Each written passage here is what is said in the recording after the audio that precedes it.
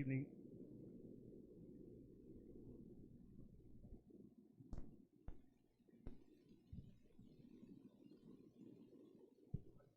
There you go. Good evening, ladies and gentlemen. It's time we begin. Call the meeting to order. Mr. Montoya. Present. Ms. Aspis. Mr. Zoll. I am present.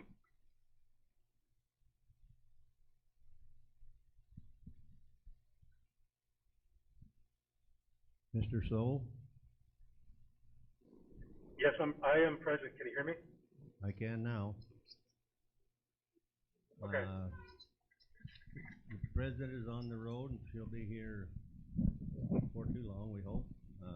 Hope she drives safely. And I am here. That's a quorum.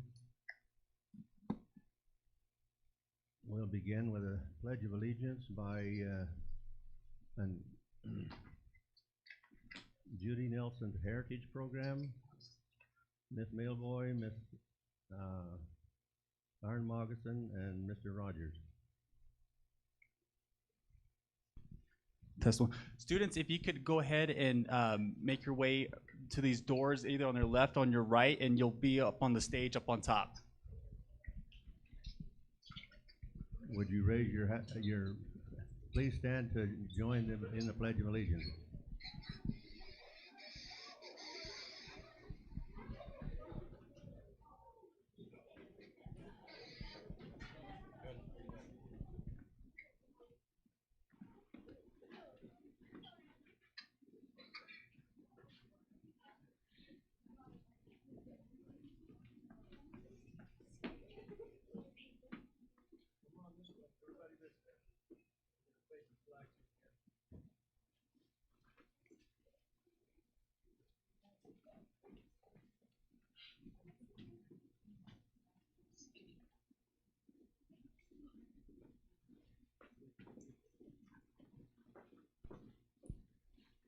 Community members, there will be 3 pledges. The first will be in English, the next would be in Navajo, and then we would finish in Spanish.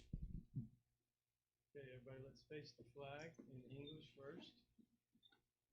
I pledge allegiance to the flag of the United States of America and to the republic for which it stands, one nation, under God, indivisible, with liberty and justice for all. I salute the flag of the state of New Mexico, the Zia symbol of perfect friendship among united cultures. Okay, Navajo, Dene.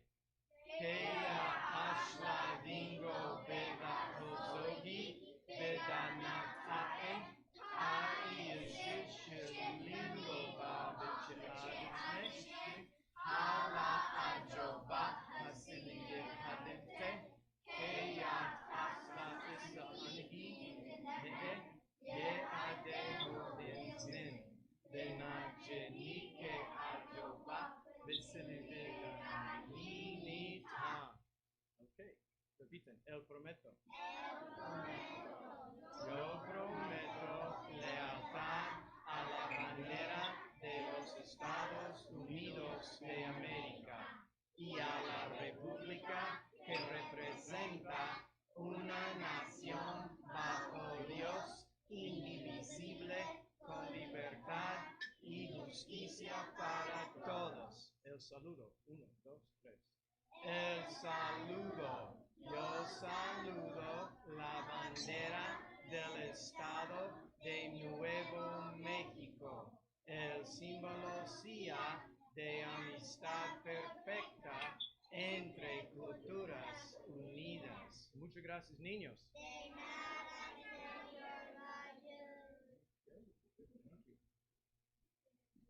Okay.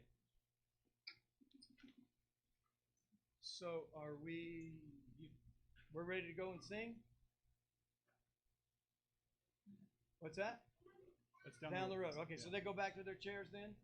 Okay, you guys go back to your seats. Thank you. Yeah, guys, watch out for the cords. Gracias, estudiantes. Le damos muchas gracias, niños. And then we're gonna come back up. Do this all over again. Bueno.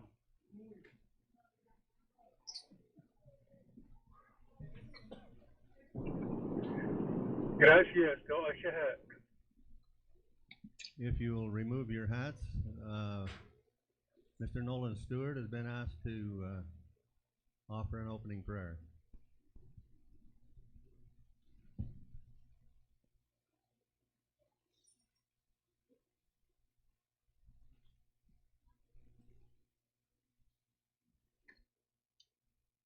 Our Father in heaven, we're so very grateful for the opportunity that we have to be here this evening to attend this board meeting. And we're so very grateful, Heavenly Father, for those that serve on our board, that look after our children and our communities. And we ask you to please bless them as they lead and guide our school district, and please inspire them to make good choices and to do the right. We're grateful for those that have put in many hours and effort on our behalf, especially Mr. Wells, as this is his final board meeting. Father, please bless him and those incoming board members. We're grateful to live in this great community, and we ask you to please bless it. We're grateful for this Christmas season and for the Savior Jesus Christ, and we say these things in the name of Jesus Christ. Amen. Amen. Thank you. We'd like to welcome all of the guests. My gosh, what a crowd. And also those that are online, we welcome you as well.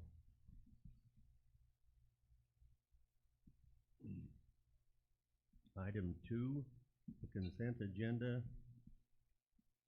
for... We need to present the agenda for the E.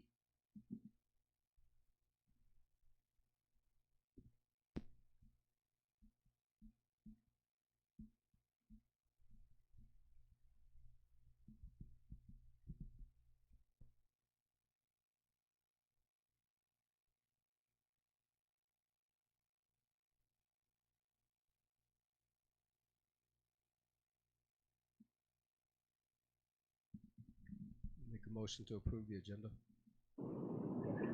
Mr. Chair, I will second Been that moved motion to that the approve the agenda agenda. be approved. Do I have a second?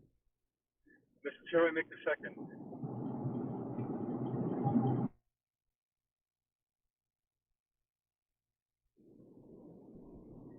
Mr. Chair, I make the second to approve the agenda. It's moved and it's been moved and seconded to approve the agenda. Mr. Montoya, Yes. Mr. Soul, Yes. Ms. Aspas,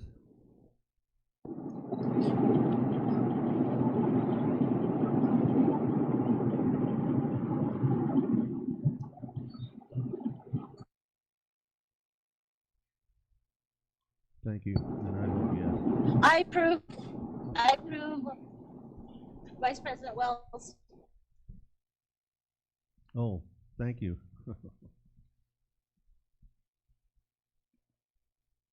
Glad to know you're with us.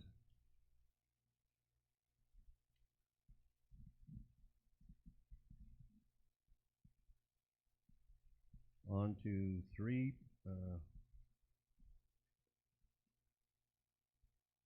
I guess it's been approved, so we don't need to remove anything. Consent agenda items. We approve those. Mr. Chair, I will make a motion to approve all the items that are listed and presented on the consent agenda. Everything's in the packet. They're ready. Thank you. I second. Do you have a comment? Go ahead, Ms. Aspas. Go ahead.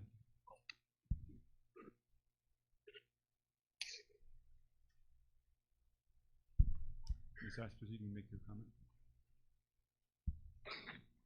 I'd like to hear the balances for JOM, Impact Aid, and Carl Perkins and Valorum.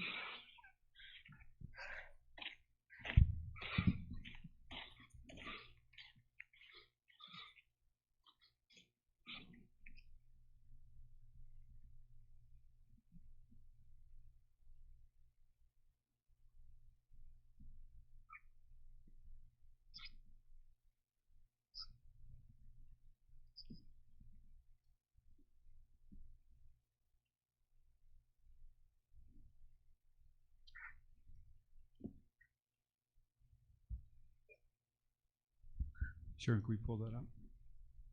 Do we have a finance representative? Is Ms. Ellison here? Are you able to do that? Go ahead. Yeah, and you can come up here. Or you can stay back there, just hold the microphone. She's gonna give the balances.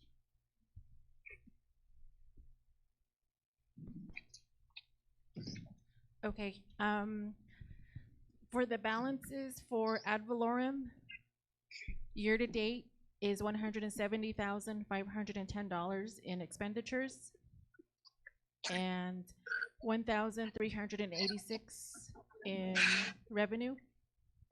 Impact aid operational for expenditures is $9,842,821 and revenue is $12,278,033. Carl Perkins expenditures is $16,669. Carl Perkins revenue is $44,193. JOM expenditures year to date $114,622. JOM revenue $58,277. Are there any other questions, Ms. Asmus?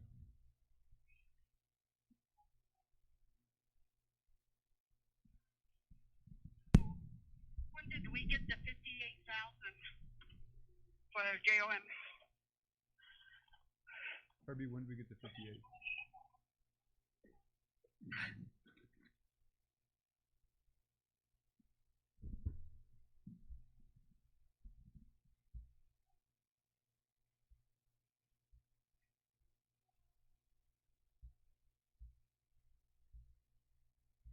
She's looking it up.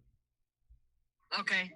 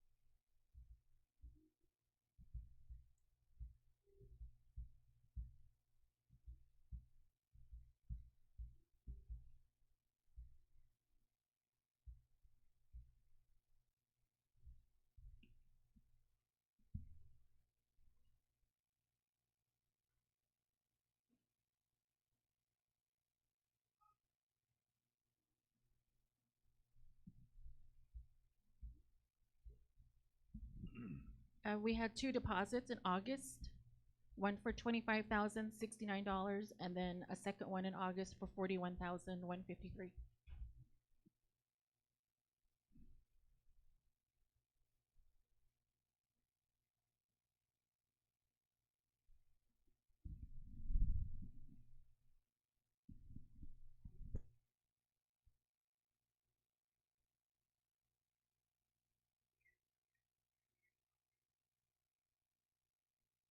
August 22nd, $41,153, and then August 8th, $25,069.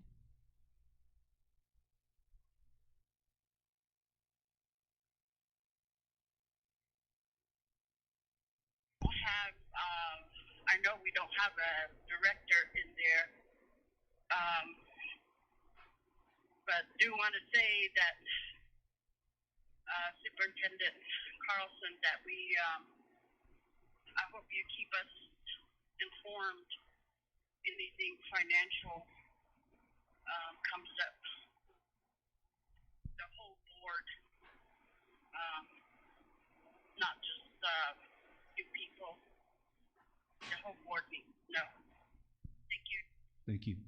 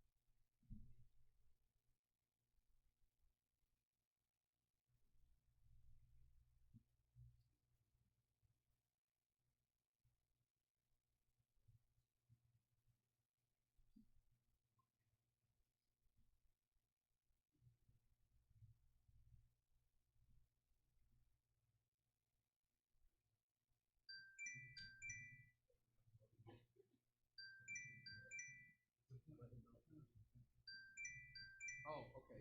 Well, then, yeah, you're gonna have to.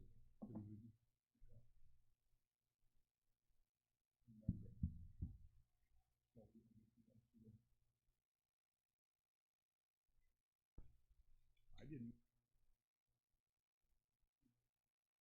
Do the vote on the consent agenda first. You have a motion, you have a second already.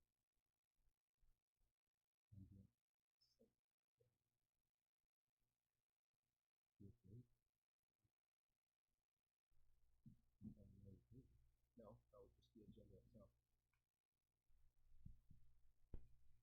Do I have a motion to approve the consent agenda? Already made by Mr. Soap.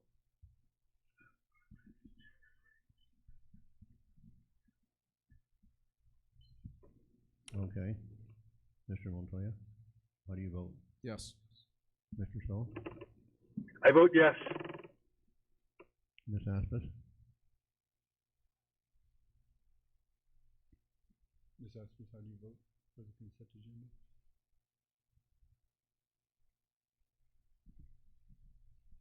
Ms. Askey? Ms. She said Askey? Yes. Yes. Yes. And I vote yes. Motion passed.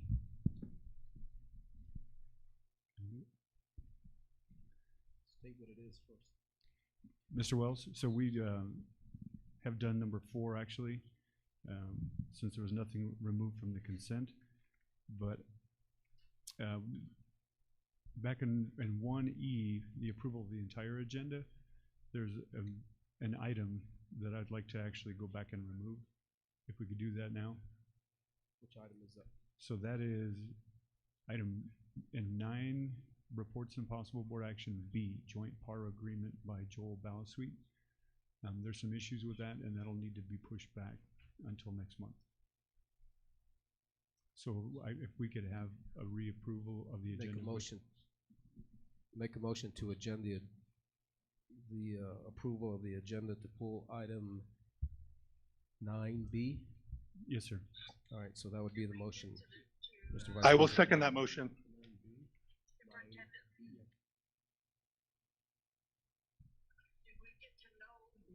It's been moved and seconded that we pull item 9B from the agenda.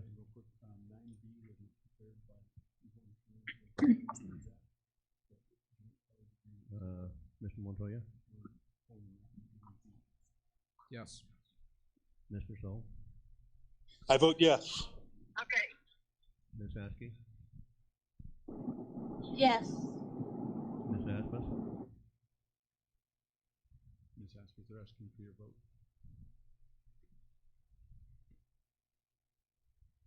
She had said yes. Yes. Yes, there we go. It's been moved and voted and the action passes. We'll remove item B on, 9B from the agenda.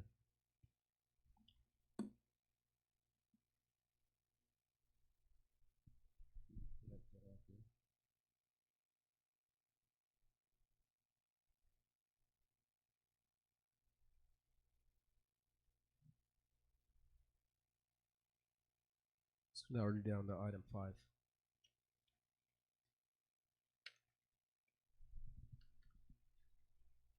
We move on to item 5, student, staff, and community recognition.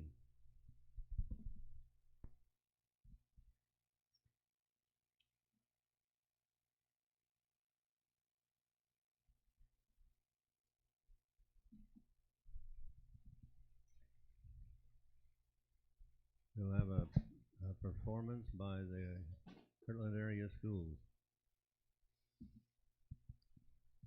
Hola.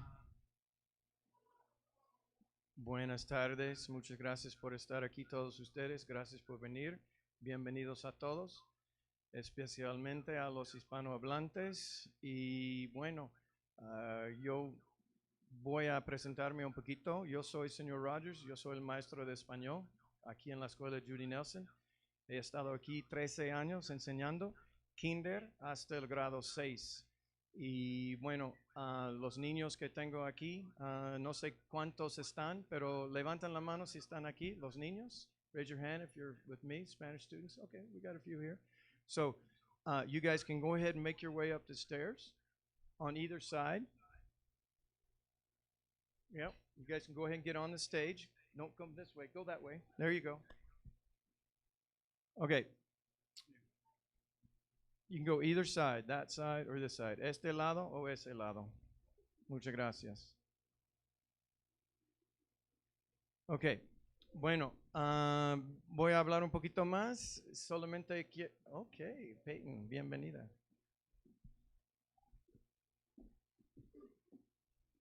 Bueno, I said all that because there's some Spanish speakers here, and for those that maybe doubt whether or not I actually speak Spanish.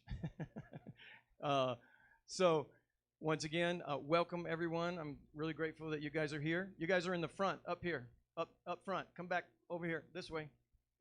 Yep. So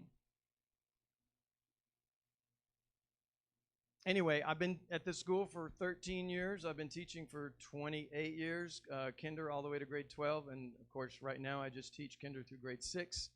I have all different levels of Spanish, from beginner to intermediate to fluent Spanish speakers, all mixed in together. So it's really great because we're teaching each other English and Spanish, and it's truly a bilingual program and truly a blessing and a joy for me to be able to teach your children. And thank you for being here today. And thank you, board members, for being here today. And congratulations, Mr. Wells. Can't see me right now, but I know you're retiring. And I've got 3 years coming up before I can do that, and I can't wait. But anyway, who knows? I might be back, though. I might just get bored. But I'm just really grateful to be here tonight. And we got some songs we're going to sing for you. They're just short little Christmas songs. And couple of them we sang at the Christmas program. Dos canciones navideñas cantamos en el programa de Navidad hace, bueno, unos días, yo creo que hace 18 días, el 1 de diciembre. On the 1st of December, we sang a couple of these songs. We're going to sing a couple of extra ones here for you today that we've been practicing in class that we didn't get to do before. So I hope you enjoy. Espero que disfruten todo esto. Y bueno, vamos a empezar. ¿Están listos? You guys ready? Sí, sí. Muy bien. Ok. Repiten. Gatatumba. Muy bien. Let's do it nice and loud. Let's get her going.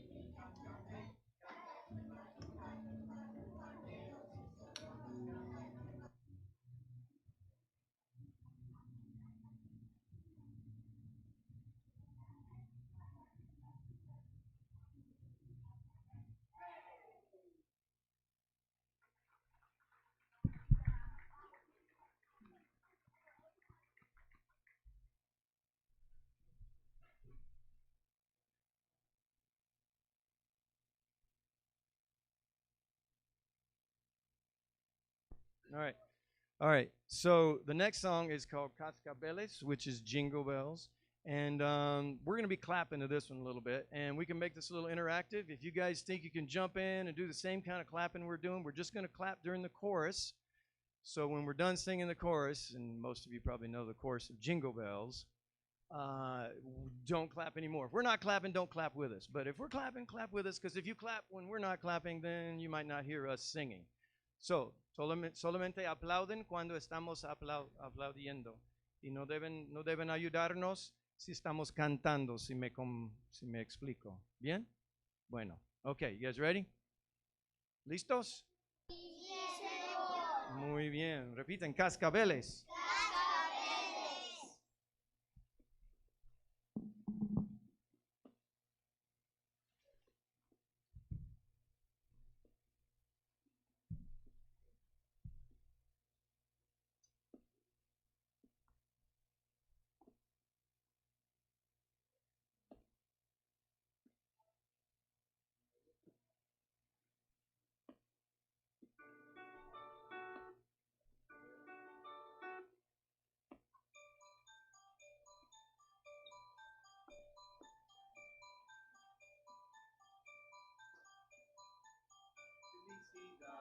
Caminando lineal por los caminos que blancos ya están, nos paseamos con gritos de alegría y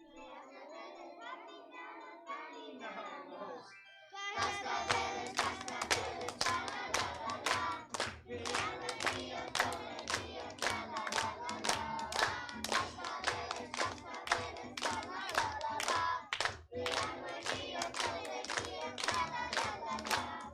Oh, qué felicidad, camino nos guió, por los bosques que llenos de ven, nos paseamos con gritos de alegría y cascabeles practicamos, caminamos.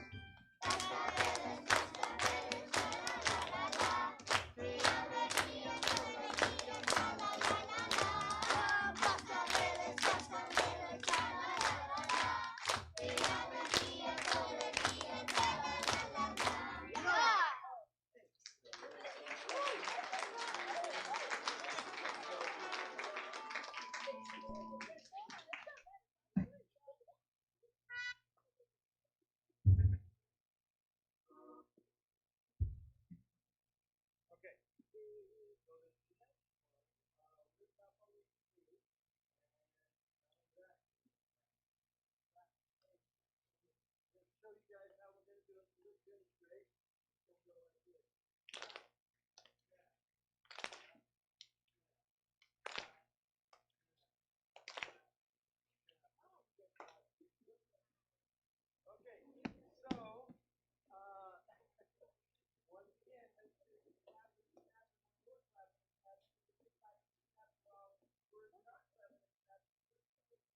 la. ¿Listos? ¡Sí, señor! Repiten, los peces en el río. Los peces en el río.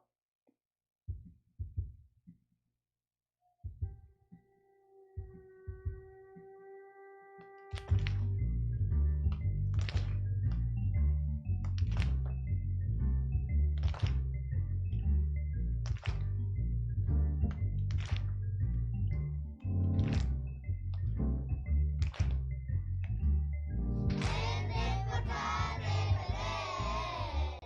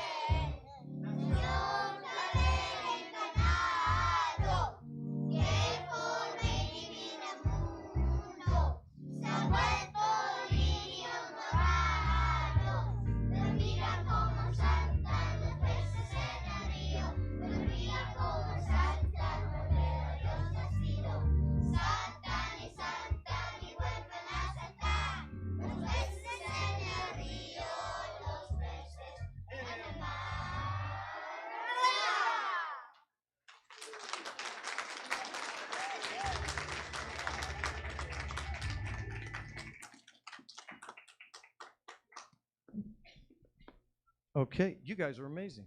I mean, like you've done it your whole life. Like you've done it with me every day for the last 3 months. Woo! Anyway, so we got one more to go, and this is it. This is the last one. And most of you probably heard this song before. So, without further ado, repiten. Feliz Navidad. Feliz Navidad. Prospero año Prosperos año y felicidad. y felicidad. Merry Christmas and Happy New Year. Merry Christmas and Happy New Year. Repiten. A capela. A capella. Sin la música. Sin la música. Solo nosotros. Solo nosotros. All right. Uno, dos, tres. Feliz Navidad. Feliz Navidad. Feliz Navidad. Prospero año y felicidad. Feliz Navidad. Feliz Navidad. Feliz Navidad. Prospero año y felicidad. I wanna wish you a Merry Christmas. I wanna wish you a Merry Christmas. I wanna wish you a Merry Christmas from the bottom of my heart. I wanna wish you a Merry Christmas. I wanna wish you a Merry Christmas. I wanna wish you a Merry Christmas from the bottom of my heart. Feliz Navidad. Merry Christmas, Charlie Brown.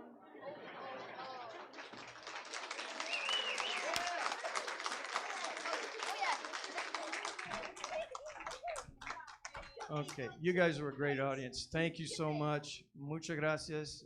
Eran un público magnífico, maravilloso, estupendo. Y muchas gracias por venir aquí otra vez. Thanks for coming. And now we're going to send this over to Mr. Agravante, right? All right. Once again, give these guys another hand.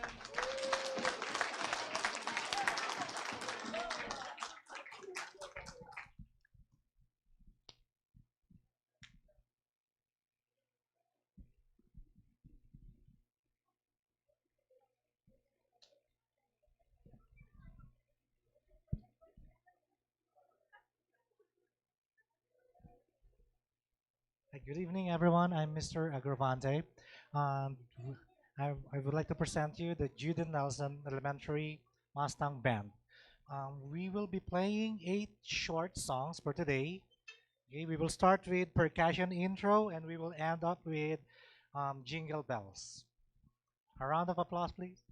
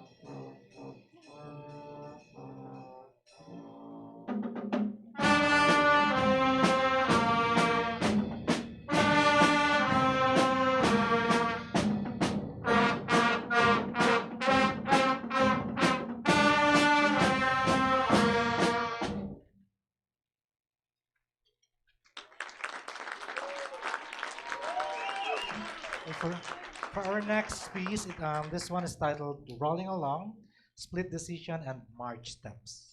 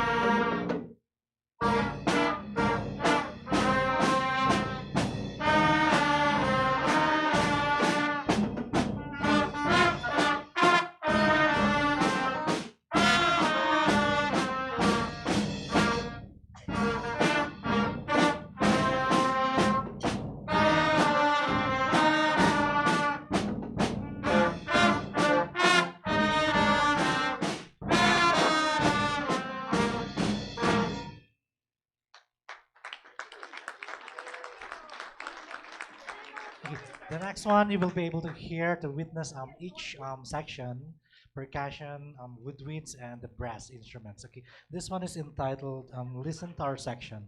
It will be followed by "Lightly Roll."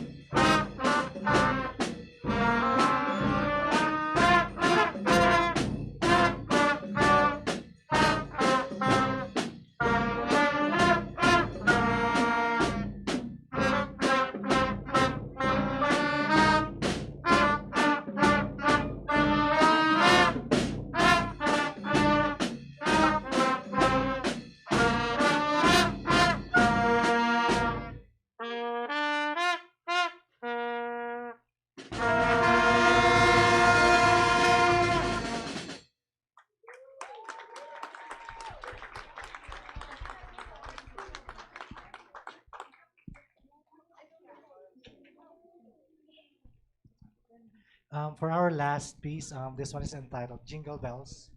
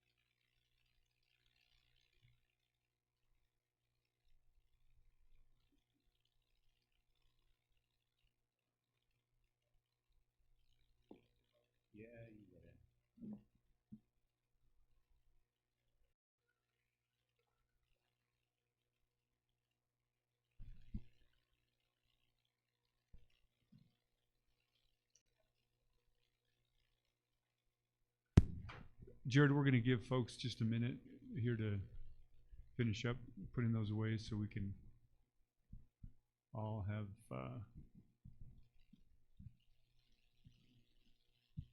chance.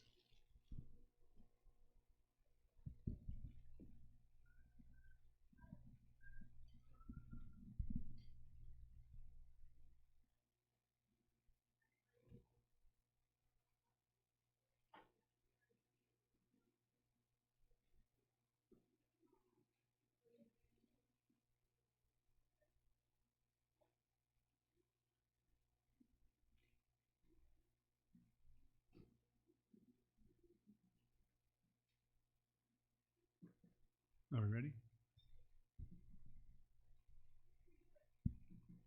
Give another minute.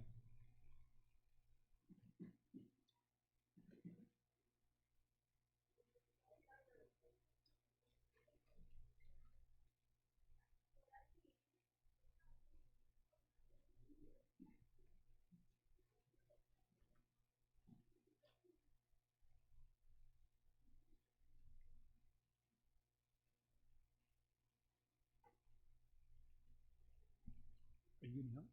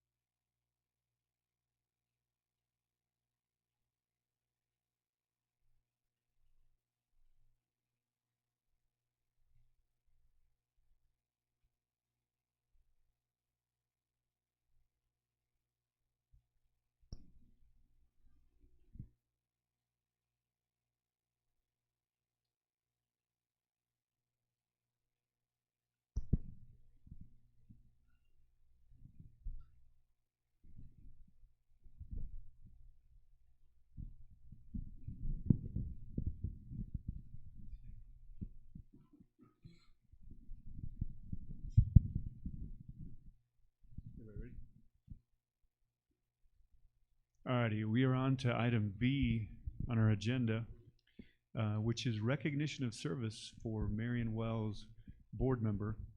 And I don't know if everybody knows this, but tonight's board meeting was supposed to happen in Newcomb. And so I got a call earlier this week from board member Aspis, Christina Aspis, and said, you know, wouldn't it be more fitting to send Mr. Wells out in his last board meeting if we did it in a school where his constituents elected him? And so I said, I don't know if we can do that. But we went ahead and we made sure that we jumped through whatever hoops we needed to do so that we could do just that. And so all that you just saw was all in honor also of Mr. Wells. So I just want to say a couple things. Mr. Wells has been a board member now for 4 years. He's served in the capacity as president, as his currently vice president. He's also been the secretary of the board. And he has also served our district for 19 years in the maintenance department. So he has served his community throughout. He's also, and this is something that's super important, he's also sent 7 children through our school system. And that's one of the reasons why he wants to give back and be a board member. So what we're gonna do at this time, I'm gonna ask his wife, Shauna Wells, if she would step forward, and Ms. Aspis as well, because Ms. Aspis is also a board member from this community as well. So I'm gonna have them come up front this way, and I'm gonna ask them to present a couple things to Mr. Wells.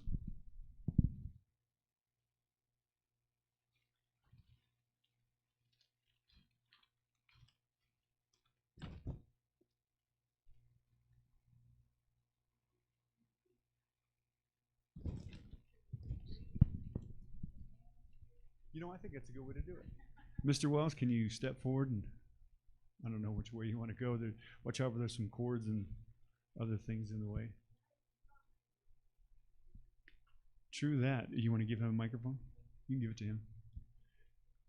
Also, Shauna Wells just mentioned she also taught for 28 years for our school district. So I'm going to go ahead and give this to Ms. Aspis and Mr. Wells to say a few things. The first thing he has is a plaque which talks about his years of service on the school board. Also, I have right here something that I'm going to have his wife and Ms. Aspis hand him, because I want to make sure they probably know how to do it more correctly than I do. But this, I'll let them go ahead and pull that out, and I'll let Ms. Aspis talk.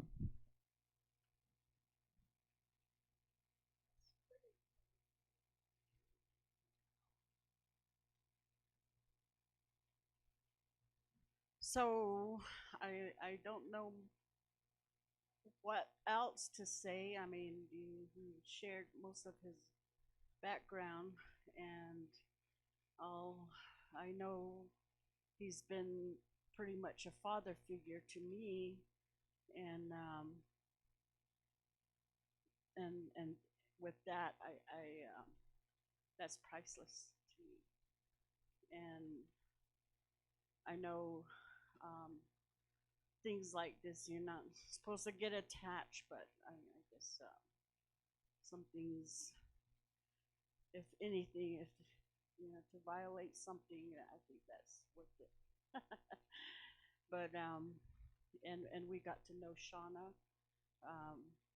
You know, it's always been fun, and at the conferences, and you know, just up there advocating, and she really shared a lot, and we just really appreciate that, and his guidance as a elder for the Mormon community. And I don't know what else to share, but I know that she's a good cook, so he's well taken care of. and I'm sure the other board members might want to say something too.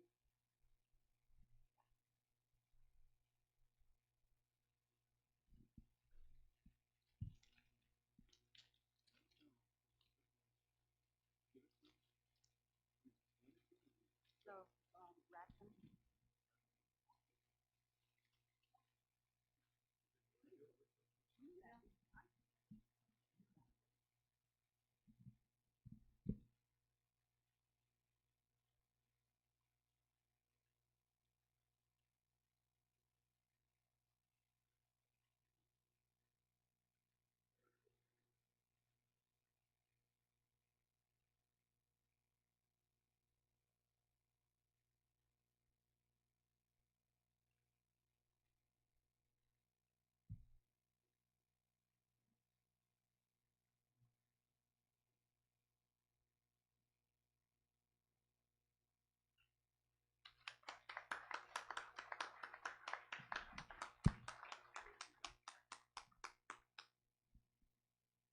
thanks, Christina, for adopting me as your honorary father.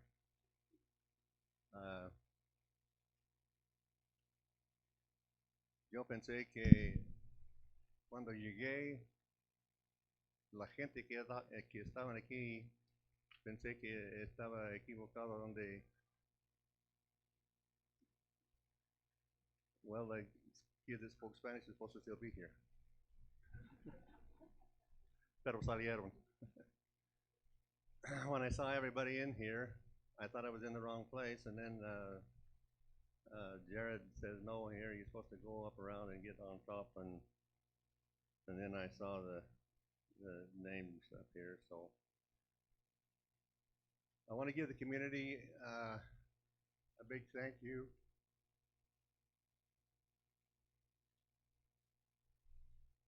For the opportunity to be of service. It's been a challenge and a pleasure to serve and to serve you and to serve the school district here. Like Mr. Carlson said, we put 7 kids through this district, and as I was listening to the band play over here, it brought back memories of lots of concerts and lots of with what was his teacher's name? With Janet Isham. When we run our last kid through, we gave her a plaque from the Wells family because of the patience that she's had in teaching them all those years. Anyway, it's been an honor and a pleasure, and I thank you for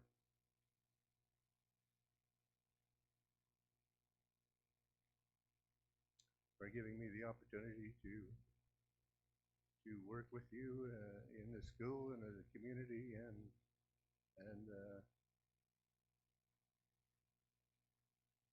having confidence in me to represent you on the board, and I thank you.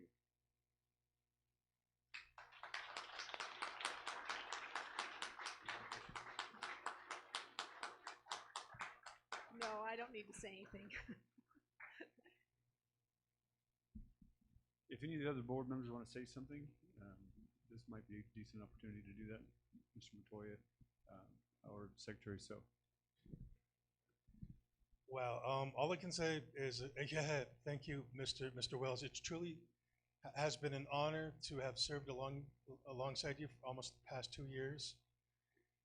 And just seeing a board member that's been committed to making a difference in our district, to improving the quality of education, and just making that sacrifice of themselves in a personal respect to improve our schools, I mean, even just being here tonight, seeing all the students, this is what our cause is. I mean, this is what our mission is about. It's about kids. And Mr. Wells, having served with you, it's you've helped further our district and make our district a better place. And I'm going to miss you, and I think we're all going to miss you. Thank you.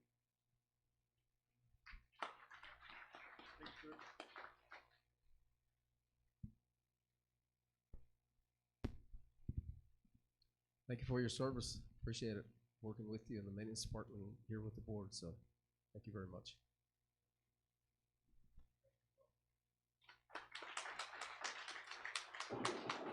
Could I say something also, please?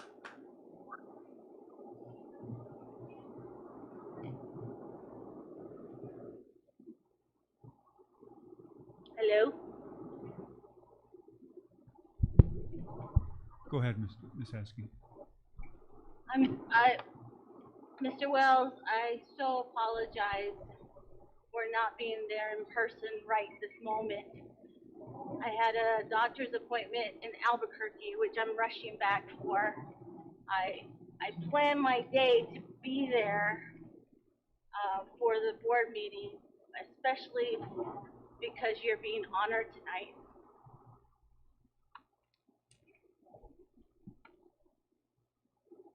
Thank you.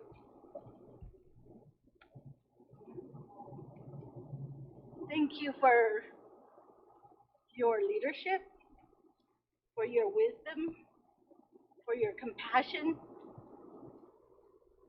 Thank you for being what we needed on the board and being so steadfast.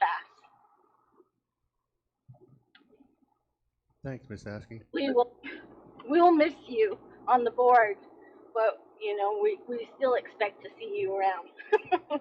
So, but thank you so much for helping our community. Miss Asticus was telling me when she tried to get me to sign up again and run again, and I told her no, it was time for me to retire and give somebody else an opportunity. And she said afterwards, she said, "You're going to miss this, you know." And I said, "Nah, I won't, but I will. I will." Thank you all for the opportunity, and the board as well.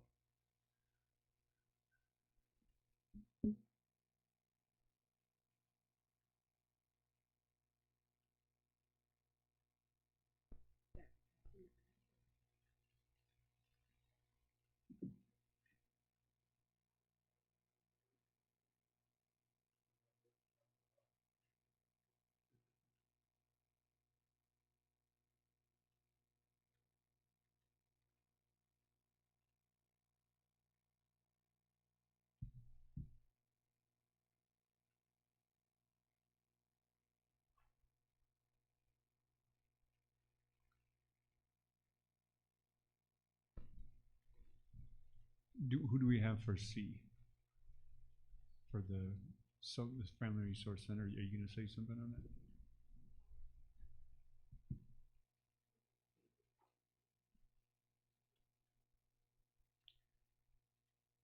If anybody from the audience would like to say something about Mr. Wells, you could have a couple moments.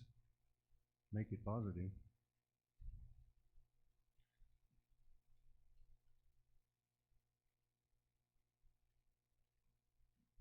Okay. If not, we do have one more item, C, celebrating the opening of the Family Resource Center. Jared? Is Dr. Oh, hello? Dr. Harvey? Hello? Hello, hello, hello, hello, hello. Hello? Hello, hello.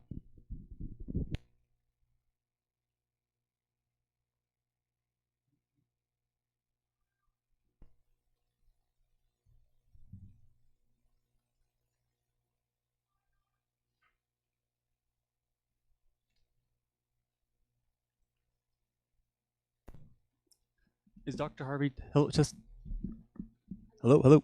Okay, thank you.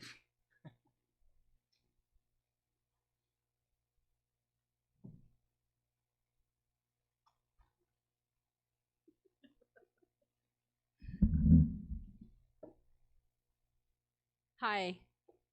I wasn't sure if Jared was going to talk or me. Good evening, board members, president, vice president, and board members and audience. We had a soft opening for our Family Resource Center a couple of weeks ago, and we invited our organizations and partners in the community to be a part of that. And then yesterday we had a winter warmth event and an opening for the community. So we had a great turnout. We served close to 80 students with jackets and beanies and food bags and books and toys. Most of it was contributed by the Save the Children organization and Julian Company in Farmington also helped with the jackets. And the food was contributed by the APS Four Corners Power Plant, as well as the Molina Healthcare. So we gave out food bags to families and students. So the Family Resource Center is open. We are serving individuals and families. We have 5 staff members there that are ready to help support, provide support, and then connect our families and individuals from the community to resources. And not sure Jared was able to get some pictures up. I shared a few of the pictures we took of yesterday's event. We had over 150 or so people come in and out of the center throughout the day yesterday. It was from 11 a.m. to 7 p.m. last night. And so they were just there to take a tour, but also to get information about what services we are providing. We had a number of organizations from San Juan County come out and join us too. And we've had a great week of just collaboration and then communicating and connecting with a lot of the resources we're going to be partnering with for our parents and our families. And so just wanted to just share that news. And then also, I know it's not on the agenda, but we did receive another Kellogg grant in the amount of $600,000. We're going to be opening up a cultural literacy center and a lending library at the Family Resource Center. So it's a 3-year grant and it comes with a position 100% paid through the grant.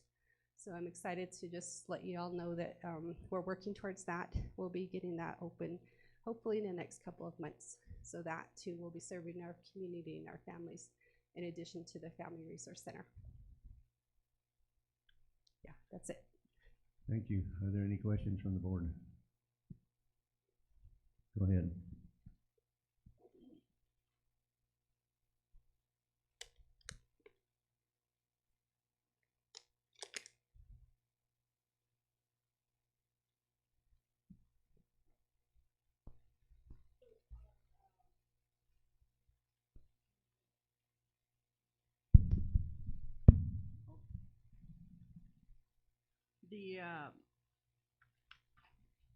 The one that was in the newspaper about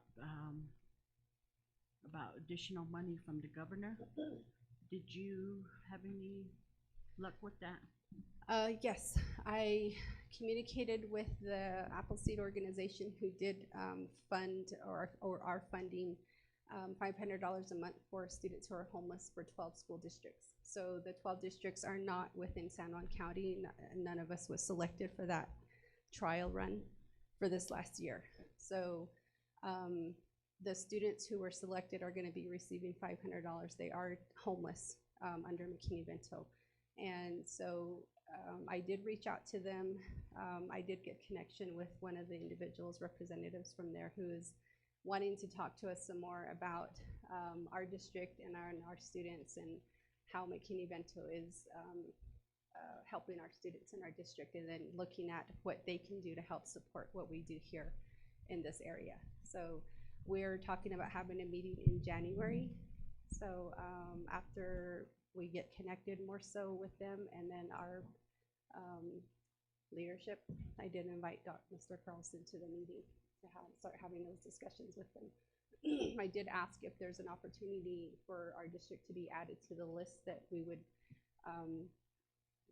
really like to have that as a possibility and an option for them.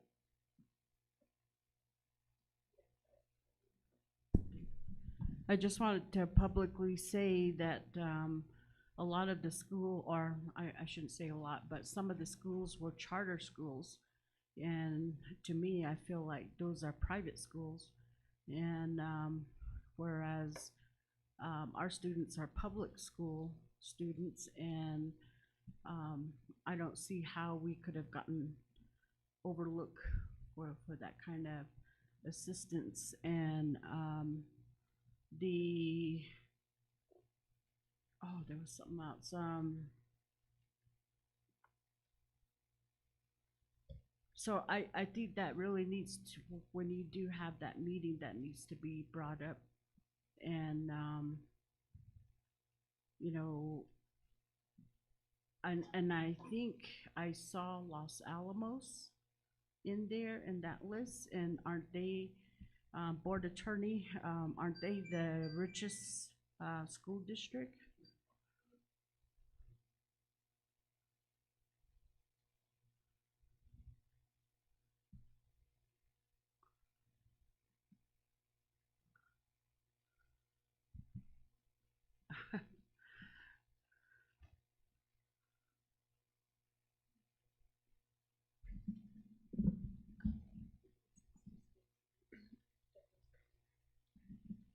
Board Member Aspas, the answer to your question is that Los Alamos is one of the best funded school districts in the state for multiple reasons. One is their tax base, and the second is that they get quite a bit of federal dollars because of the status of the the lab itself. Okay, yeah, I just want that publicly known, and I really trust that Alfreda's gonna do everything, and also with the assistance of Ms. Chappelle and Superintendent Carlson to try to get us on that list, because our homelessness rate, what is it at now? Returning is over 500 students, and then recently we had about 180 new ones for this year. So close to 700.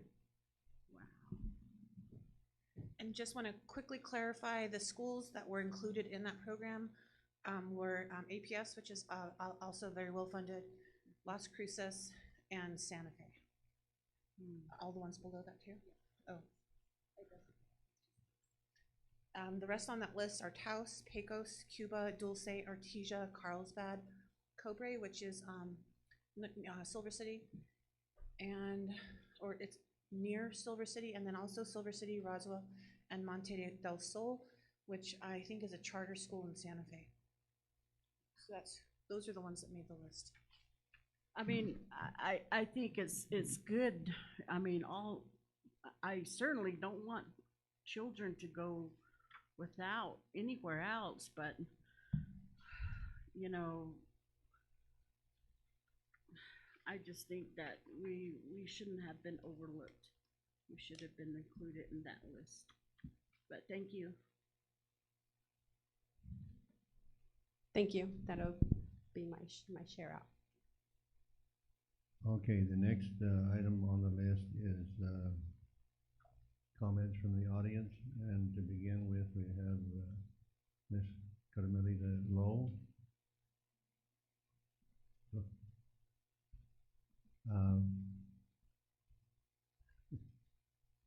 No, go ahead. As for the rest of you who are in the room here tonight, there's a meal being served out in the hallway, I guess, and you can go out there and we'll continue on in here. Go ahead, Ms. Lowe.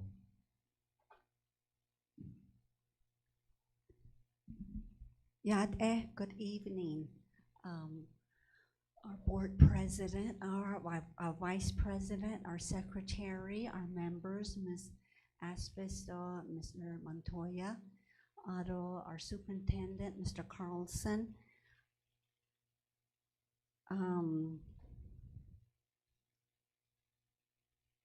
I came to the board a couple of years ago with Ms. Aspas's help, about putting up a bus light in our area at Ninanazad for the students that were catching the bus so early in the morning, and at that time they were catching the bus at 6:30, 6:35, and so there was periods of time when it was really dark and there was a lot of traffic that was going back and forth in that area. So then through Ms. Aspas bringing that to our attention, we worked with the chapter for a bit, and then we also worked with the school district. So I'm here to say thank you, and then to Rodney, Mr. Armenta, you and your crew, is he in here? You and your crew, you came over to the spot that we had selected on our farm field, and you put up the base and the pole and the light there. So thank you very much for doing that. That's how board members help the community, help the students, thinking of their safety, especially at when the time that they're picked up by the buses is quite dark. So anyway, so the light is up, so thank you very much for that. Other than Mr. Wells, thank you for being our board member for 4 years. when you were being elected, I didn't know who you were till I saw you on the screen. And then immediately I thought, oh, wow, he looks like a Che. So, and then I think later that graduation, then when you, the board was up on the stand and the wind was a bit breezy and I think your paper flew out of your hand or something like that. And then Ms. Haskey reached over and she fixed, I think it was your tie that kind of moved, and then so she helped fix your tie. And then I thought, so cute, she's taking care of our Che up there on the stand. So thank you for being our board member. Thank you for helping our children, our students here, and also even the community, parents, grandparents. I'm a grandparent. I have, I started out with 2 grandparents, 2 Nully boys. The older one that graduated 2 years ago, and then my youngest one will be graduating this year from Kirtland Central High. And then to oversee those kids, work with the kids, for your concern that our children will have a good education, that they will be well, that they will be well taught, that they will be listened to by the teachers and the adults, and then they will be well cared for also, starting with the bus drivers, getting off the bus, teachers on duty, and then even going to breakfast and lunch and interacting with the teachers throughout the day and interacting with the other students, the other children, and then at the end of the day to go home to their grandmas. So I thank you very much for being our board member, Mr. Wells, and you and Mrs. Wells. Did she leave? So anyway, She's out in the hall getting something to eat. Okay, all right. So I just wanted to thank you for that, Mr. Wells, out of the board. And then I have some other comments too, but I'll just wait till the cultural policy. There's a couple of comments I want to make on that. And then also, Jared, did he leave? He's doing a fantastic job back there. All those buttons and knobs and running around with the microphone, making sure everything's in place so that most of the time I log on, and that's how I'm able to participate in the school board meetings from watching online. So he does a good job. And Jared, thank you for doing a fantastic job there. All the knobs and microphones, and then even making sure that the cameras focus on the children here, and then the volume and everything that you're taking care of. So thank you for doing that. You make viewing the school board on the screen at home on our iPads, to watch and make sure everything's okay, and then even to hear what's being spoken and brought before the board, and their discussions, and how they're overlooking our children, our precious children. So thank you very much, Otto. Then Merry Christmas and Happy New Year, Dolet. So that's all I have to say this evening, Board or Superintendent, Mr. Carlson. And of course, the staff here, everybody that's associated with the schools. So thank you very much. Go ahead. Thank you, Ms. Lowe. We hardly ever get thank yous, especially with operations and the other departments, and even for myself, I fail to say thank you. And my thoughts are always on the students, the families, and but yeah, they do a good job. And I thought Jared only knew how to cut my microphone off. But with the lighting, that was something that that was, we were able to do that. But the history on that was that power plant road is, especially during what they call outages, which is down when the power plant brings in a lot of contractors and vendors, and they call it outages. And so there's a lot of transportation that goes through there, and I drive that road, and it's crazy. You know, you got people that are passing blind spots, and then to think our bus, you know, at that time it wasn't lit up, and there's all kinds of signs there, but they don't seem to care, you know, and but you know, I do ask, you know, our people to my bosses to share with APS also that their drivers need to be more safe, and then, you know, Ms. Chappelle even provided a light fixture, remember? So I think some thanks need to go to her too. Thank you. I'm glad that we finally got a light up out there. It seemed to me like an awful long time before it finally got done, so thank you. So I know that you allowed it to be put on your property in order to make that happen, so we thank you as well. Next on our list is Mr. Don Stryker.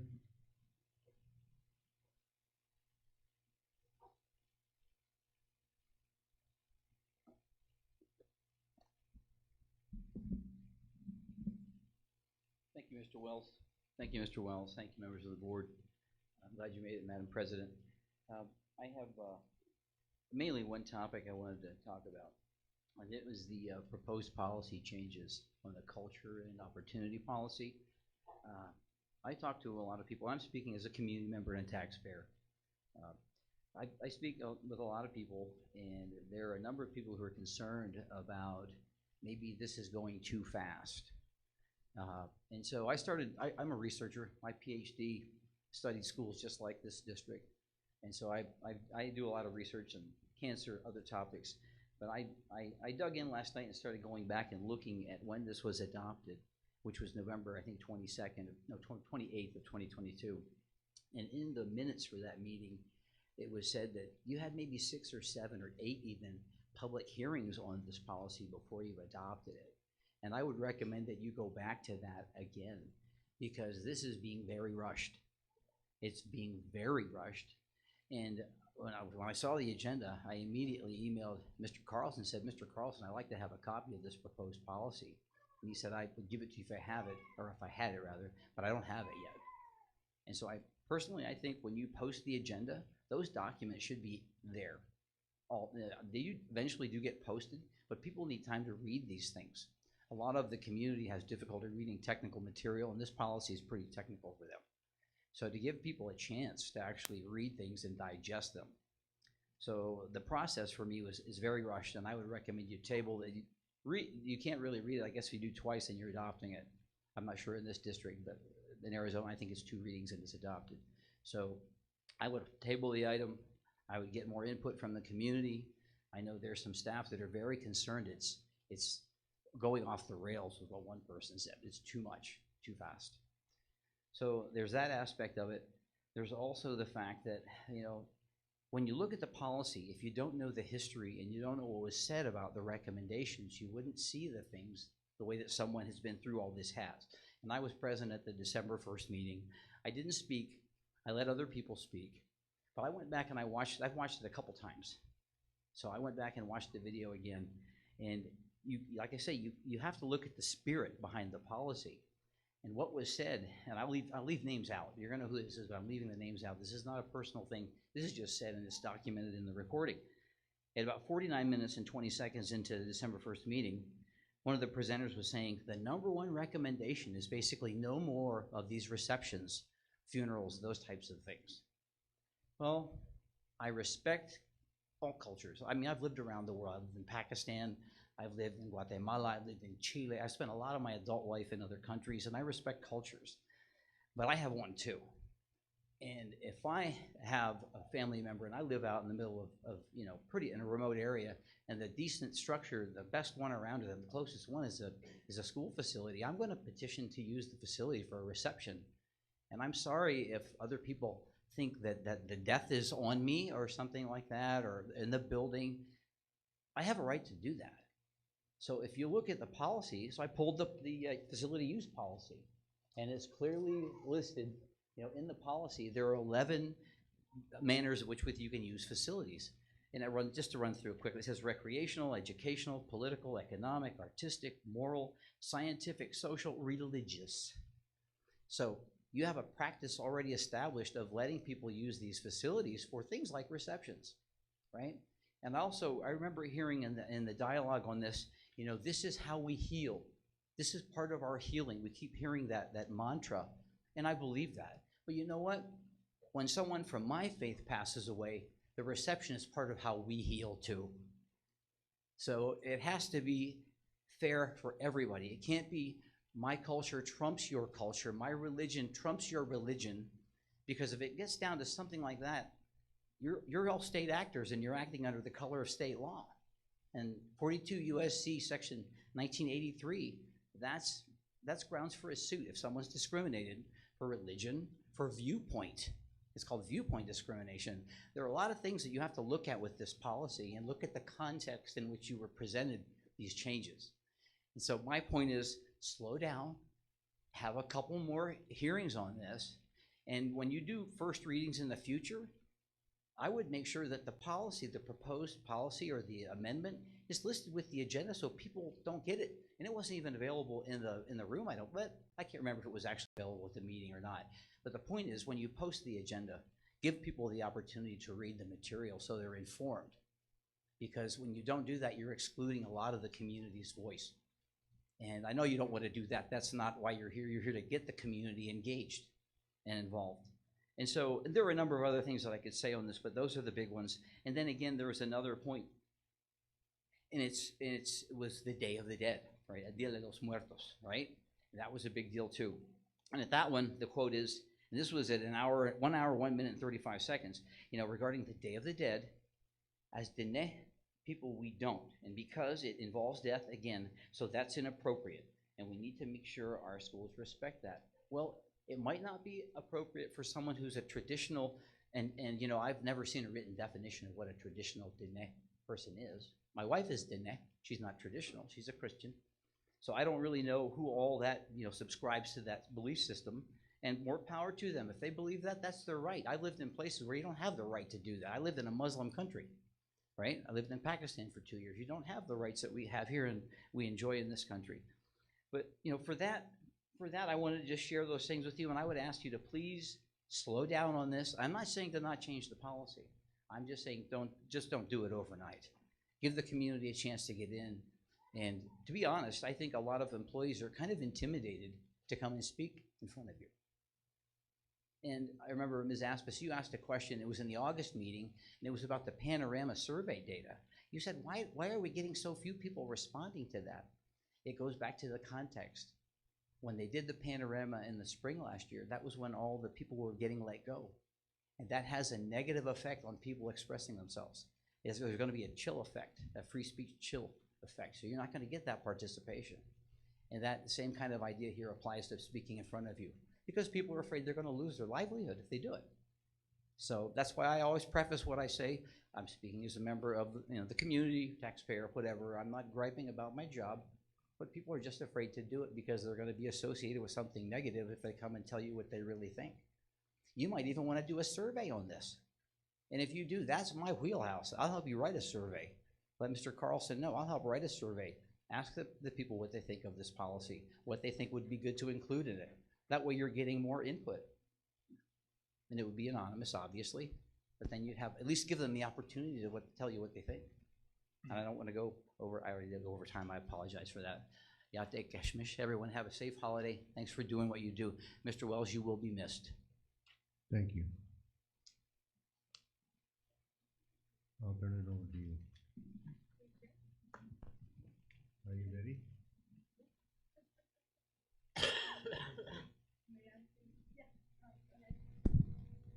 I hope you stick around for the discussion on that particular policy, if you would, please. Thank you. Number 7, reports from the board and superintendent. A, reports from the board members. B, reports. Go ahead. All right, here we go. So I just, again, we acknowledge the tenure of Mr. Wells, and at the same time, I think it's appropriate that we acknowledge the individual was elected to replace him. And so Mrs. Rebecca Montoya is here in the audience. If you haven't met her, there she is.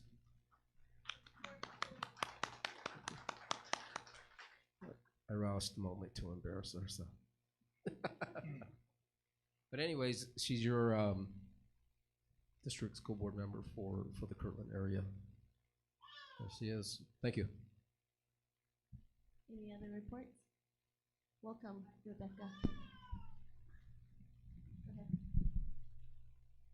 Yeah, I'm trying to remember back December, we attended a conference, and I know I missed a work session, or, I think I was on the phone with that meeting, and I do try my best to be present, but there was, as you all know, we talk a lot about Yazzie Martinez lawsuit, and that, to me, and those that keep up with it, is that it seems to be going backwards, and I believe we didn't in the superintendent's weekly address that we did oppose, or the Navajo Nation School Board opposed the recent recommendations. And so with that, when I attended a session, the Indian secretary, I can't remember her name.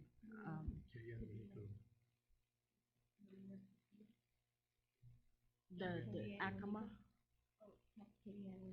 Okay, and she was kind of concerned about her position, and I really hope that, those of you that can, and that we could reach out and ask, even though a different governor comes in, that we maintain and stay with her, just to keep continuity in that area, because I think she's really doing a good job, and there's things that she's implemented, and to start with a new Indian secretary, we're just going backwards again, and I don't know if that's a tactic, or but I think in order to better serve our native students and our reservation schools and CCSD, that we can, that meaning all the students, it'd be best to keep her and keep that continuity going. Thank you. Any other reports? Yeah, just real quick, going back to the New Mexico School Board Conference, probably one of the better presentations that was given was actually in the general session regarding school attendance. And it goes back to one of the topics that was going on about return on investment, being able to track metrics, looking at some of the different programs that we have in our district, and in the broad scheme of things, like what are we trying to achieve? What are we looking at? The metrics and so forth. And one of the big things that I know that's one of our challenges is attendance. So the good thing that I saw or picked up on is that our district is actually implementing a lot of these key steps along the way to be able to track attendance all across our district, because it does tie into student achievement and so forth. And I think we've even taken a step further to look at it by school, by grade level, and all these other details, and getting monthly reports. So I think our district has actually started to look at many of these different measures to see what's working and what's not working. But yeah, thank you. That's it.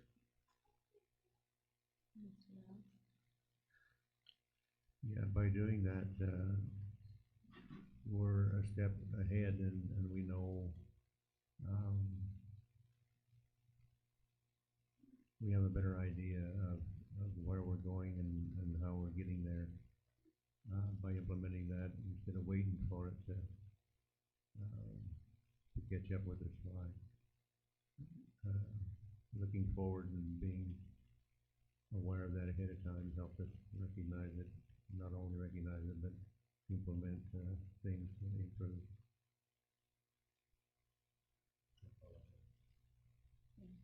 Thank you. For myself, I think I agree.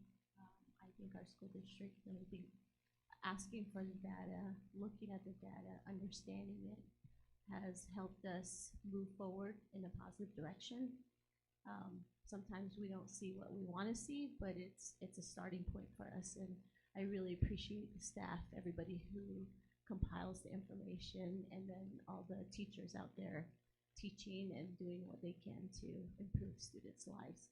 I also like to say, on top of that, with speaking of the legislative, this legislative session is coming up. It's going to be 30 days. And I would ask that our parents listen to it. I know it becomes tedious and boring sometimes and you don't understand what's going on, but it really impacts our community. It's with the budget, with transportation, with everything. And I would impart that our constituents listen in and let us know. Let us know, since you're in the ground level, what you're seeing, because it's really important for us to advocate. And when we have actual feedback from our community, what's working, what's not working, it's really helpful to have real life experiences and real live things that are happening, like boots on the ground, that things that are happening that we can show as evidence what's working or what's not working. And that would include at the federal level, with all the changes that's happening, how that's impacting your students, your kids. How is it benefiting our kids and what you're seeing? So I would just impart our community to listen in, and it's not just, our whole Navajo Nation. We have winter council session, which also impacts you as the Neb people. It impacts you and your livelihood also. And Arizona is part of the Navajo Nation.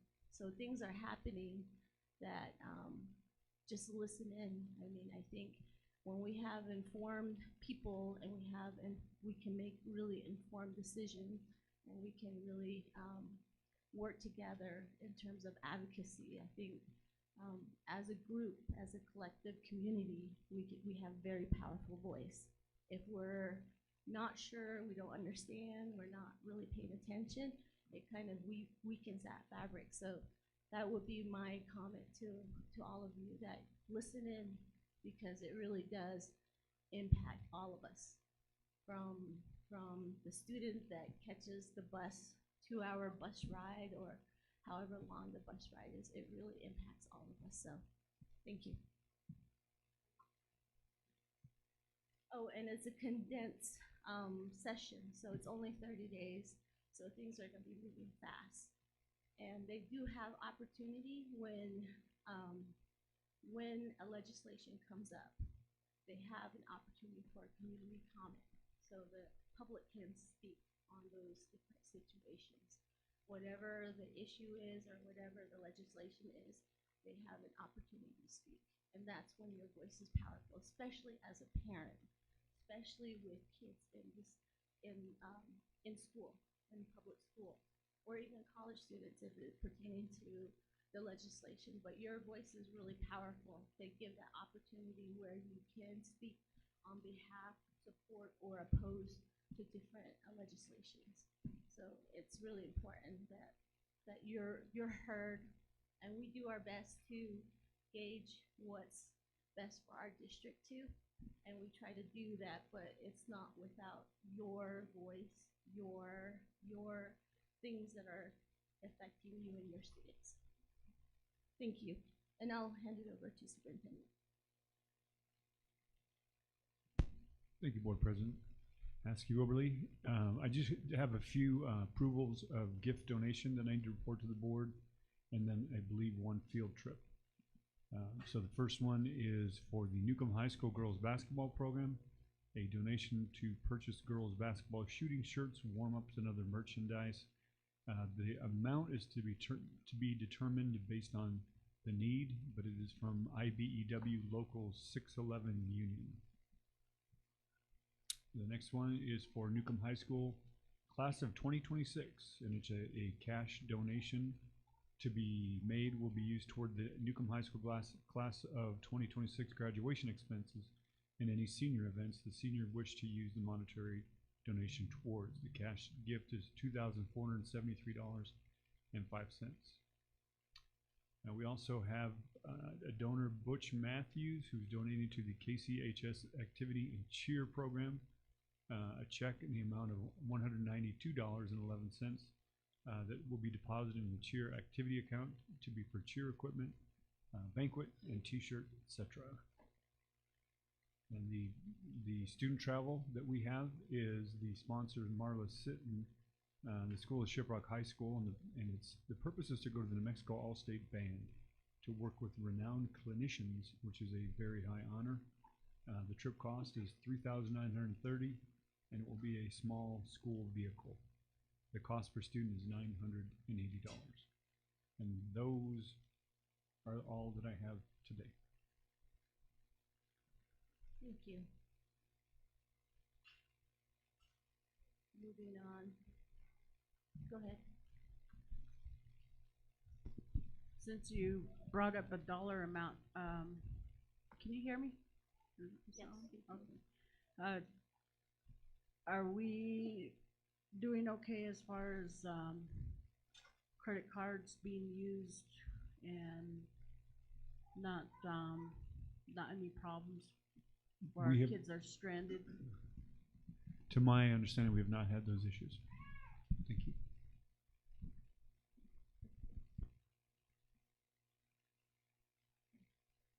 All right, we're moving on to number 8, reports, no board action. ICO professional development report by Dr. Kirtland and Begay.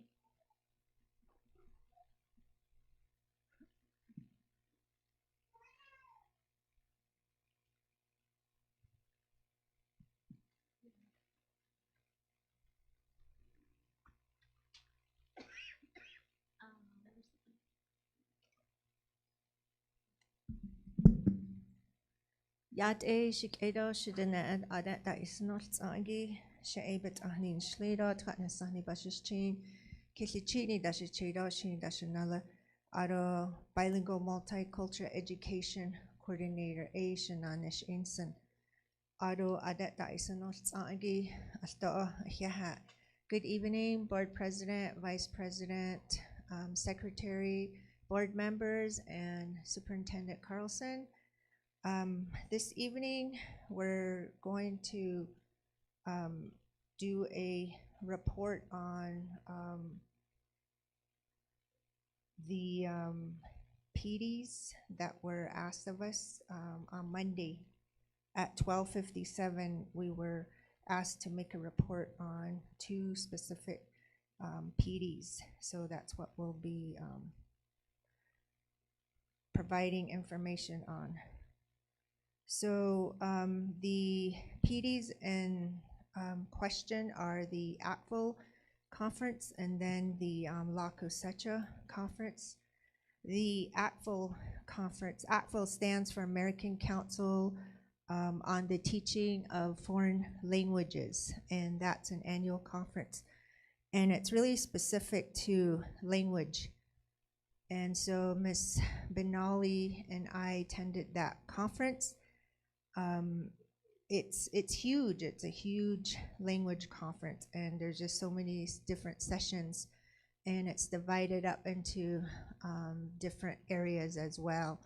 So Ms. Benali and we had to look at the program, and based on our current needs now, working with our language program, Spanish and Navajo, we had to focus on our needs. And so that's how we divided our sessions. And so it was 2 days, and it was a lot of to attend and try to narrow it down. It was also challenging because at the same time, it was during the time when we were also trying to support the situation that was happening at Shiprock High School too. So the sessions that I attended were specific to grading, and then strategies. And so the first question we were told to answer is, how are we going to implement the training we acquired from the recent conferences in Albuquerque and New Orleans? So for me, that training, what we have been doing is that it's more like providing a train-the-trainer. We are providing, we're the ones getting trained, and so we bring that back to the district.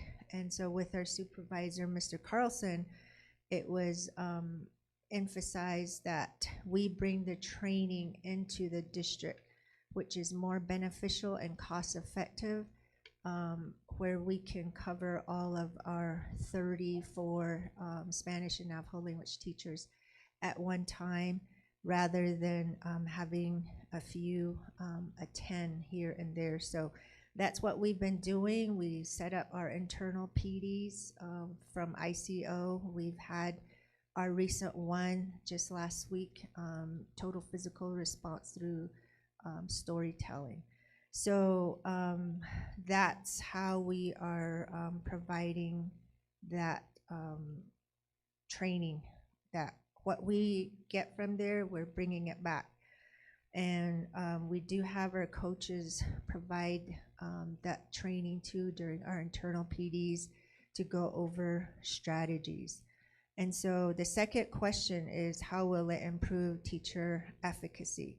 So with the district requirements right now, we're working with the 5 big areas that Mr. Carlson wants us to work with, which are teacher movement, student engagement, rigor, the MLSS, and I can't remember the 5th one. Strategies is what we're trying to emphasize to all our teachers. Plus, in that, it will include the teacher movement and then the student engagement too. And it does get challenging because under the BMEP program model for Heritage, they only get an hour, but in actuality, that hour is lessened with students getting situated, and really they get like only maybe 50 minutes of instruction. So what can you really do? What can we really have the teachers truly do with that time? But in terms of supporting them with strategies to ensure that we're complying with the big 5 is what we call it. That's how we hope we're improving the teacher efficacy. And then the third question we're asked to answer is, how will it improve student learning in the classroom? And I just provided a lot of the information and background that I just shared in terms of the big 5 and these strategies. And one of the newer initiatives that we're really implementing is the speaking part now with total physical response through storytelling. But these are some of the sessions that pertain to our current needs right now with our language program. The sessions that I attended and some that Cheryl attended They were called Game On, using games to promote proficiency and student engagement, language proficiency portfolios. And so one of our big need right now is to have data, and that's what we've been working on. And portfolios is one that we've been looking at, and there were 2 sessions that we attended that we can look into. I did ask CNI in terms of what their stance is on portfolios as well, what the district is doing with that as a whole. Then facilitating student acquisition through target language, using functional speaking exercises to increase accuracy and confidence, goodbye presentations, designing speaking tasks for 21st century learners, innovative grading strategies for proficiency-based language classroom, and low stakes everyday output ideas. So the other component that we've been addressing is the grading part, because it truly is challenging when you're working with Navajo language in terms of grading, especially with the model and our purpose for having these programs in regard to language reclamation as Indigenous people, as the Ne people. So ATFL does provide one of the better, more appropriate levels that could be used for grading, and that's what we've been working with. So I hope that provides some information in terms of the questions that we were asked to answer, and we're going to have our team members that attended the La Cosecha to provide their information too.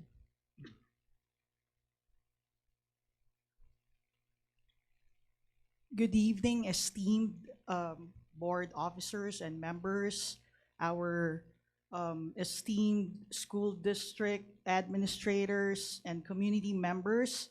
I am Marichelle March de Ramos, and I'm the ELD instructional coach.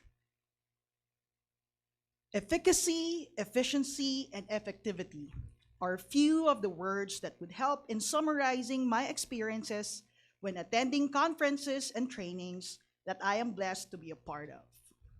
These trainings help me in promoting the said words among our teachers, because the sessions I have attended truly created an avenue for me to get more resources to help our educators in promoting better student learning.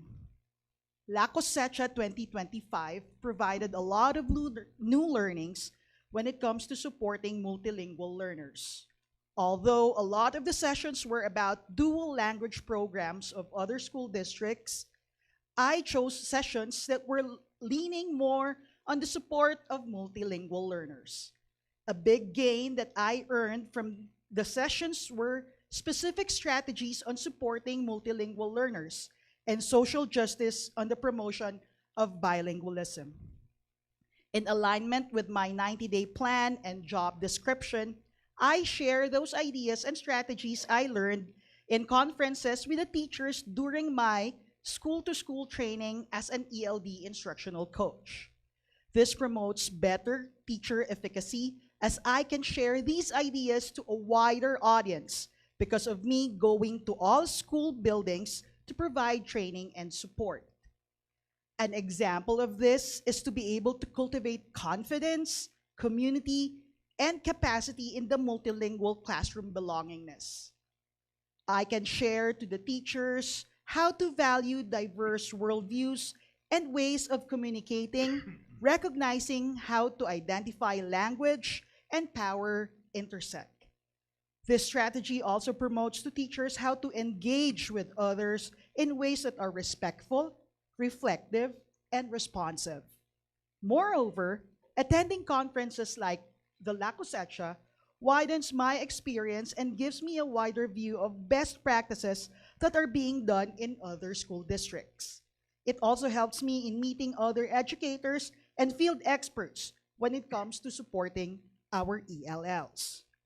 Furthermore, as the ELP instructional coach, there is a wide reach for me in sharing to all teachers these strategies and resources since I go to all schools and give training or coaching during PLCs. This benefits our teachers and students as there will be more specific approaches that I could share. A sample of this could impact student learning directly is when I share to the teachers in my training strategies like content spaces, scaffolding language, and learning across subjects. I'm highlighting this session because this strategy of scaffolding is a versatile strategy that can be used as an integral lesson component by any teacher of any subject, for any age, at any level. It provides visuals to illustrate key concepts, to reinforce vocabulary and language structures, enhancing academic language acquisition, and supporting content instruction. Presenters showed us to build content spaces and use them in lessons to provide students with grade-level concepts while developing language. Through this example that I will be sharing to the teachers, students can engage in an interactive demo lesson and be able to adapt this high-impact tool for any unit. Another session that I will be able to share to the teachers to support our multilingual learners is making content accessible through oracy. This dynamic session gave me an overview of high-impact strategies for building oracy, empowering students to engage with rigorous content, and make learning more accessible.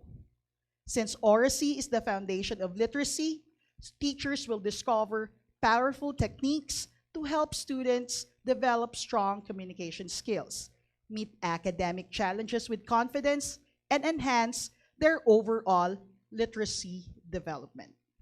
So thank you so much for the opportunity to share that to everyone, and have a good evening. Are there any questions? Oh, sorry, we have one other person. Two more people? Okay.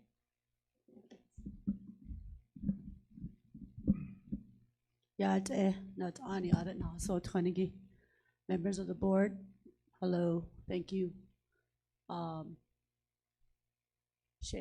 Jennifer Grossin, she Akilichi, one Haban Bashishi, Nakaina Shade or she in the Chanel. Cut out the Hons and the no a this gene or she of car.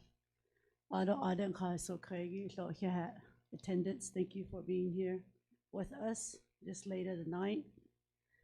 For me, we attended conferences, just like Belinda said, there was so many conferences, so many that you could attend, and you had to make a selection of what you think was best for your choice.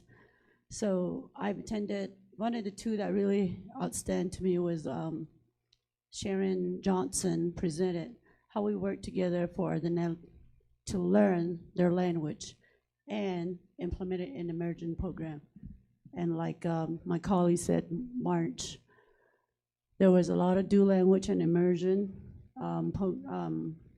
trainings or PDs there that we had to put ourselves there to work with. So what language got to do with it, explore how academic language is central in educational standards, effective teaching, and fair assessment, especially in ELLs. Students learn English in addition to their native language, and diverse classroom emphasize that teachers must integrate language, English and native language in content instructions for all students to succeed to complex, standard-driven environments. Her approach also made the language explicit, using strategies such as modeling, contents, and biliteracy, binding, TPRs, modeling mainly for students so they could understand. The core idea she explained was language is the key. Language is how we as some of us have born and been raised with the language. So academic language is not separated from the content. in the understanding of standard and performing well of assessment.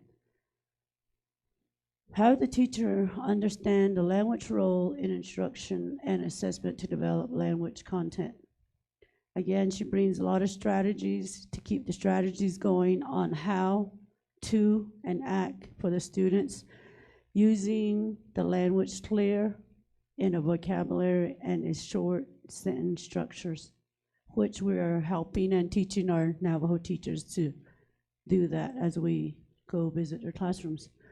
The value of developing student primary language as a benefit of using both English and native language for learning is helpful, because our students are very novice low. So even if I was to tell you nita, you wouldn't even know what it means. So I would have to tell you sit down and you would understand it. So sometimes I tell the teachers you have to use both language for the kids to understand. And then my main point on the other end is stay in the language, because if you don't stay in the language, you're gonna lose it and get back in the modern world or just the Western society of the world. We don't want that for our student because we're trying to teach the language. As a research base on scaffolding the ELL as modeling and cognitive to support ELL with the curriculum, which we are working on. So why it matters is because the standard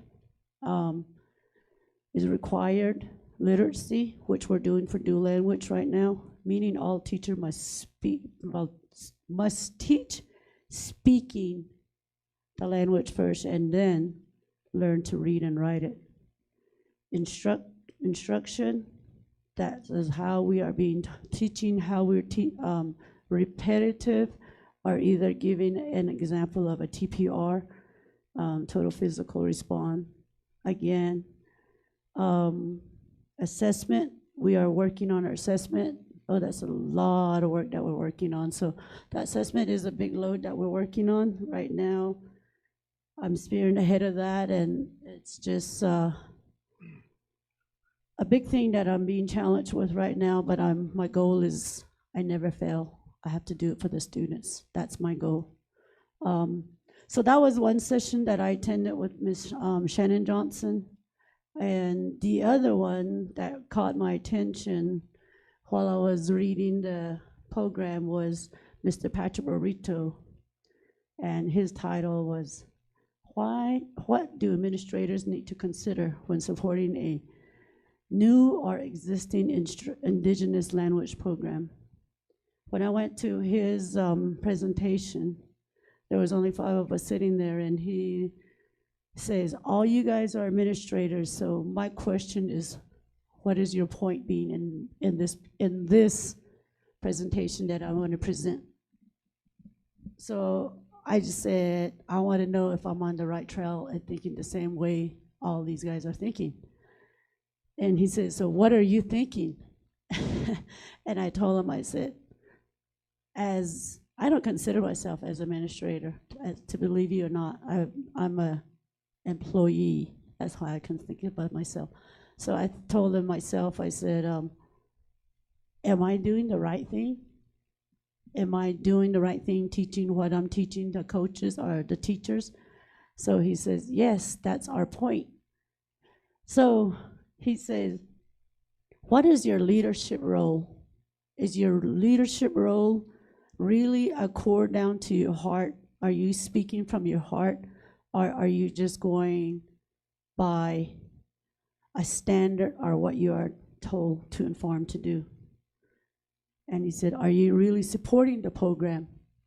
Are you really supporting the program? Or are you just saying, it's written right there and we're gonna do what it says? And I said, well, I'm really supporting the program. A lot of us, we talked about our differences. And he says, who's responsible for the native language? Who is responsible? And it came back to me, to my supervisors, and to you guys here. Are you supportive of it? Yeah. Are you really supportive of it? Are you down to the core of it, saying like, yeah, I'm supporting the native language? Is your local community supporting it? These are mainly questions that he was just constantly making us doing critical thinking. Excuse me. Academic training. Are you doing any training? Are you doing the right training?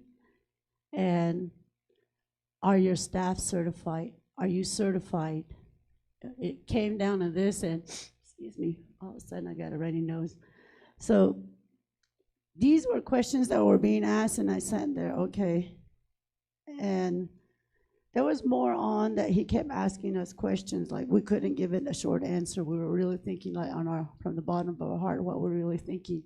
Are you really there for the Native American or any language that you are going to be supporting? Are you really in it? Or are you just saying, yeah, I'm in it? Yeah, those are the questions. He says, so the only way it's really going to work is if you're teaching it from the heart, if you're really supporting it from the heart. This goes up to your leadership. Not just your leadership, but your community. Community has to support you. It really made me think, and I started thinking about how when I go to the classrooms and when I go talk to a teacher, when I walk in, it's always in English. And I look at them and I never say hello. I always say yate, ishmanana, kailan kaishiet, kailan jenahote. Hello, what do you need help with? What do you need? I'm trying to show that model in front of the kids because I'm very supportive of it. So then the teachers, I think they catch themselves off guard and they're like, you know, I'm doing okay. I just need a little bit of help right here. So I tell them the neck etcher, the neck etcher, the neck etcher.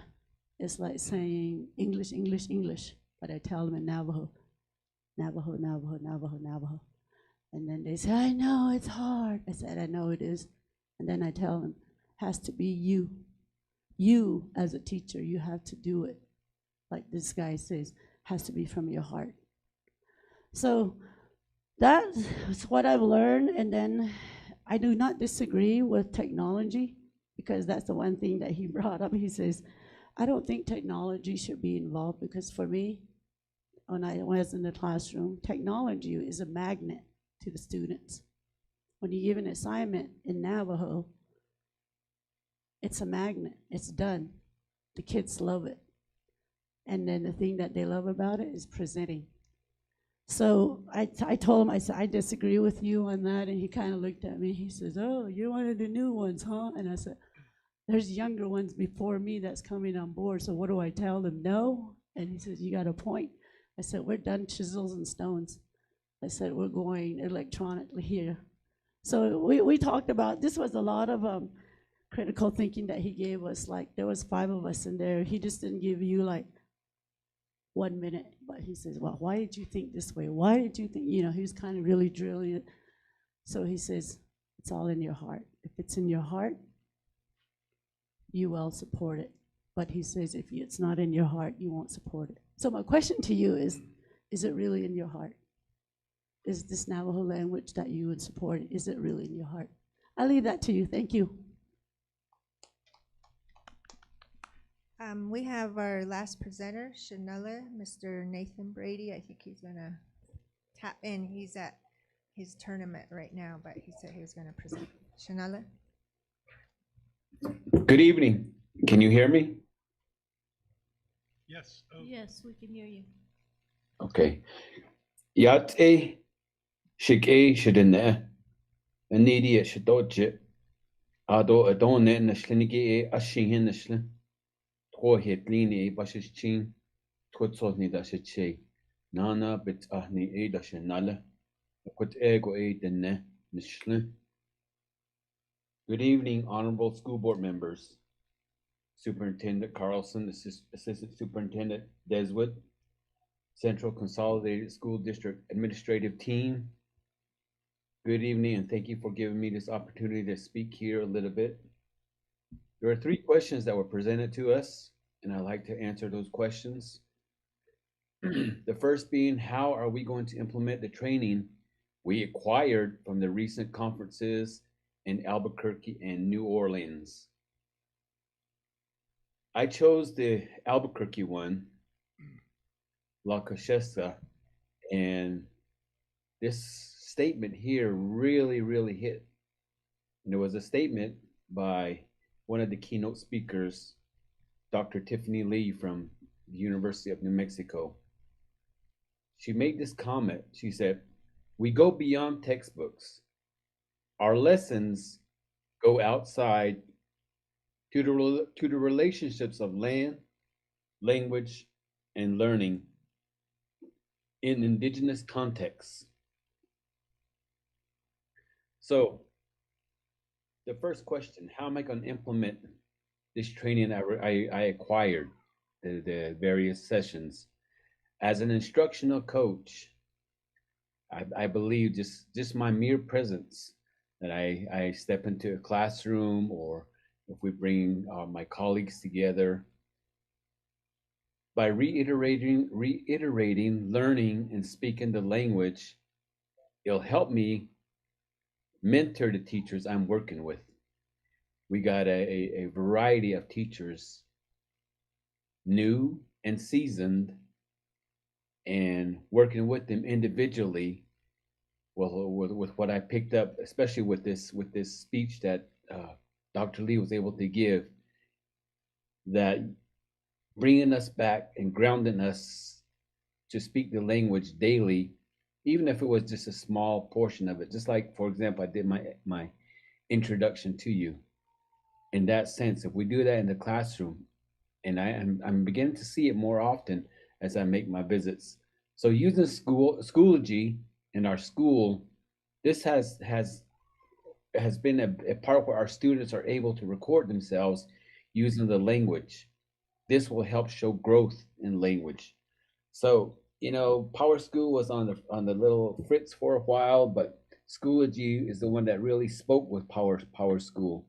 So this past summer, we were able to find a way for our teachers to utilize Schoology to make assessments. And we made assessments for them as well to do voiceovers. Now, what I found when I was in the classroom was that given an oral exam, you literally could only give 4 words in that time frame that you had with your students. Otherwise, the other students will be studying it, and they would know there's an exam coming up. But with using Schoology, and with what we're saying about keeping the language grounded, the kids now today, you can set up an assessment, and they can all take an oral exam at one time. You just can create it to where they're saying different words that, they're not all taking the same vocabulary one, and they're speaking the language. So that part really rang hard with me, because I work hard on that as well, trying to get the teachers to get the students to speak the language. How will it improve teacher efficacy? One thing I took away, in order to help the teachers teaching the language itself, it weaves together indigenous wisdom, innovation, and collective purpose, and calls us to remember that joining this teaching movement means joining a family, one grounded in community and responsibility. We're bringing the teachers back in. We can't send them all out for these trainings, but what we learned out there, now it's up to us to teach the teachers. So we do have opportunities to present to the teachers, and one of the things that I'm usually tasked with with the Navajo language teachers when they come in heritage language is Schoology, and I try to help them, refresh them on how to set up assessments, how to do voiceovers. But by doing that, learning that, and getting the knowledge again from different speakers will help me become more, I guess, in tune with getting this Schoology off the ground with the language teachers, so they can have we can show language growth when we do pre and post assessments. How will it improve student learning in the classroom?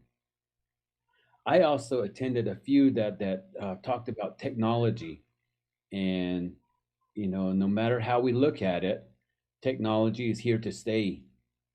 using what available technology at the teacher's fingertips will help them with their lesson planning, continue to intrigue these brilliant minds. Student learning will bridge traditional and technology.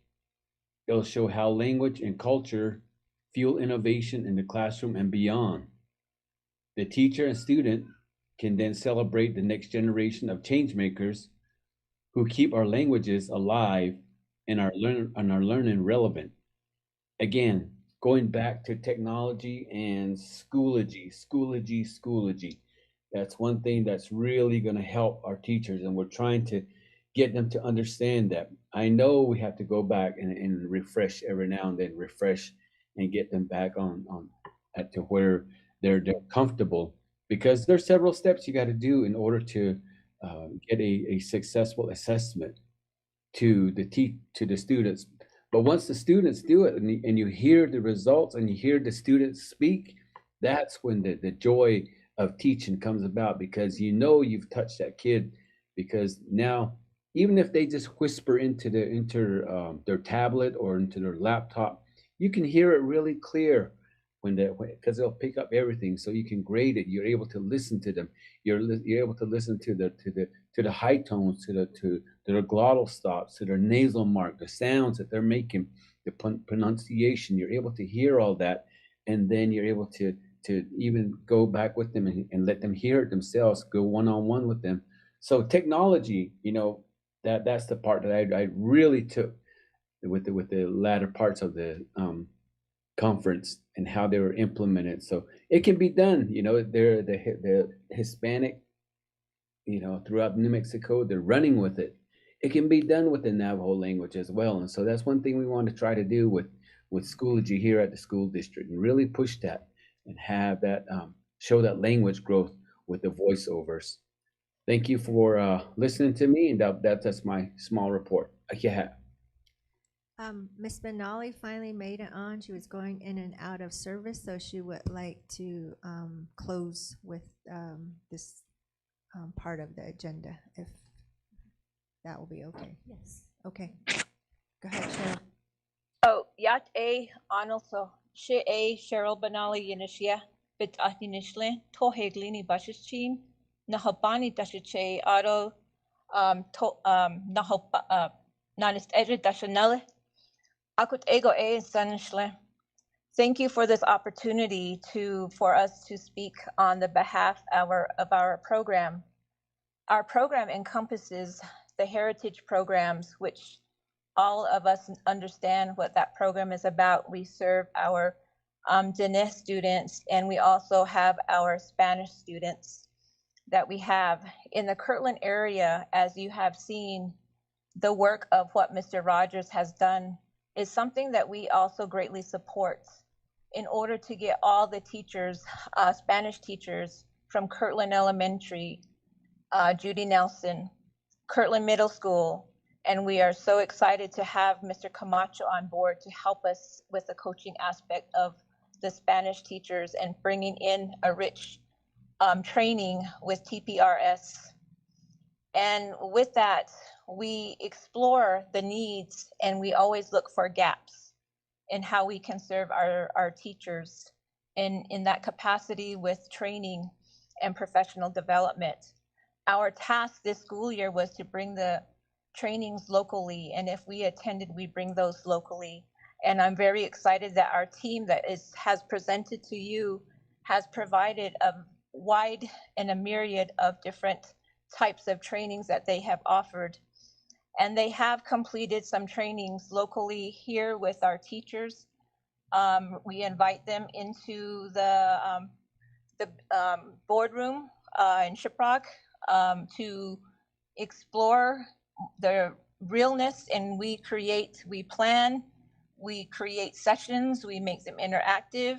We bring trainers into from outside to teach. Recently, we had TPRS affiliates come in to train our teachers, and it's just nonstop. And the goal is that we understand that the training modules that we have developed are something that we can design ourselves and with the trainings of what we attend to help with that. So with teacher efficacy, you know, we are geared toward an understanding of bringing that in. Now, a few years ago, we weren't able to do that because the program was so small. And most of us had not even known that there was these trainings available, but when we were able to provide this and bring this back to our teachers, we always look for ways to improve. And so with that, we do include evaluations upon our their growth, what they need, and we're very blessed to have 2 or 3 coaches now at each school site, and they are asking the teachers themselves, what do you need from us? What do you need support? And I say about 70% is help with technology and help with things to understand, because when our elementary teachers, I'll give you an example, they were just introduced to Schoology last January of 2025. So currently we knew we had to do something on board. So we're always thinking ahead on how we can help our teachers. Most of our teachers, their first language is Navajo or Spanish. So to have the language to be there to show what they could learn from that program, that is something that we have brought to them. And so those are the things of what we did. Now my attendance to the ATFL, who knows what that stands for? We always get that question. It stands for the American Council on the Teaching of Foreign Languages. This opportunity provided me to share rich and authentic experiences of different languages, as well as learn of the framework that is utilized from local to global levels in the education that ranges from pre-K to post-secondary. Let's first our efficacy. So basically, what is our intended result? These various examples of what you heard from my colleagues have provided you that insight. And one of the sessions that I attended 2 that really caught my attention. One was like, how do we plan for our day? How do we know how our students are coming in? And it was a little session on knowing the short-term and long-term memory of the brain. So it really was interesting and how that happens. And it's just a coincidence that I went in there, because when our students come in, we don't know what they're coming in from. And I feel like with our teachers, they have that social and emotional component to understand where our students are coming from. So that's why when our teachers greet our students like "Shi'away, Shiyaja," that offers them the warm fuzziness as far as like, hey, I'm in a safe environment. And so with that, it brought a lot, which I'm going to share back, but our teachers already have this training or have this in place, but for them to understand what the students' thoughts are, where they are, that will be something that what I will be sharing. In addition to that, our team meets weekly. Every Monday after we come out of our morning meetings, we review our work from the school needs, the visits, the requests, and support from our teachers. We are consistently identifying the needs of our teachers that are in their bilingual multicultural education program. We develop instructional focus to identify strategies such as scaffolding, differentiation, modeling, and also provide tech assistance. This leads to planning to reflect and define the next steps to help us incorporate these strategies and bring it to the school level.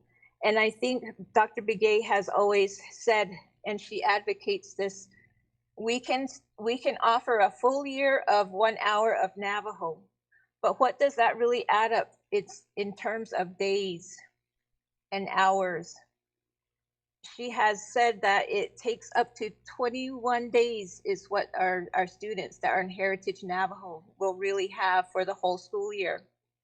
So we have to incorporate ways of how we can engage this into further for our teachers to bring in, which they are doing culture nights, bringing that to their schools. So in closing, these are the things of what we bring. They're rich and authentic. And our advocacy next is that we are, as a team, advocating for a place that we can holistically find a way to teach this, and that's through a Hogan. And also we are developing the Spanish element into this, and that's through the expertise of Mr. Camacho, who has really turned around some of these programs with this Spanish heritage. Thank you very much. Have a good evening. I am traveling to Albuquerque to pick up my daughter from the airport at 11 this evening. So I thank you for your time. And I also want to say thank you, Vice President Marion Wells, for your advocacy. And I wish you all the best. Have a good night. Thank you. Any questions or comments from the board? Yes, go ahead.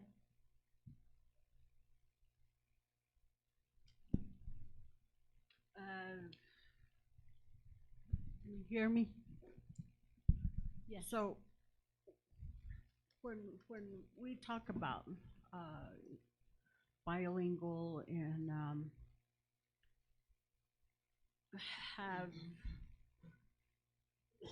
we go out of state, we attend conferences and things like that, and I feel like our best has been overlooked to where, for example, we have one person sitting there and who has taught for the district, and I know some parents that really thought highly of Mrs. Lowe, and when she was teaching at Kirtland L. And then there was another lady who, I think Sylvia Ed, I know her last name's Ed. Evelyn Ed. Who? Evelyn Ed. Evelyn. Okay, and you know, we have people like that, and so and just going by, you know, the parents that have you know, really express their gratitude and of Miss Lowe and Miss Ed, and I know Miss Ed is still doing Zoom online with a college in California, teaching Navajo. So I think, have we looked at those ideas? Have we tried to seek their, you know, what knowledge they shared or what they had, and then on top of that,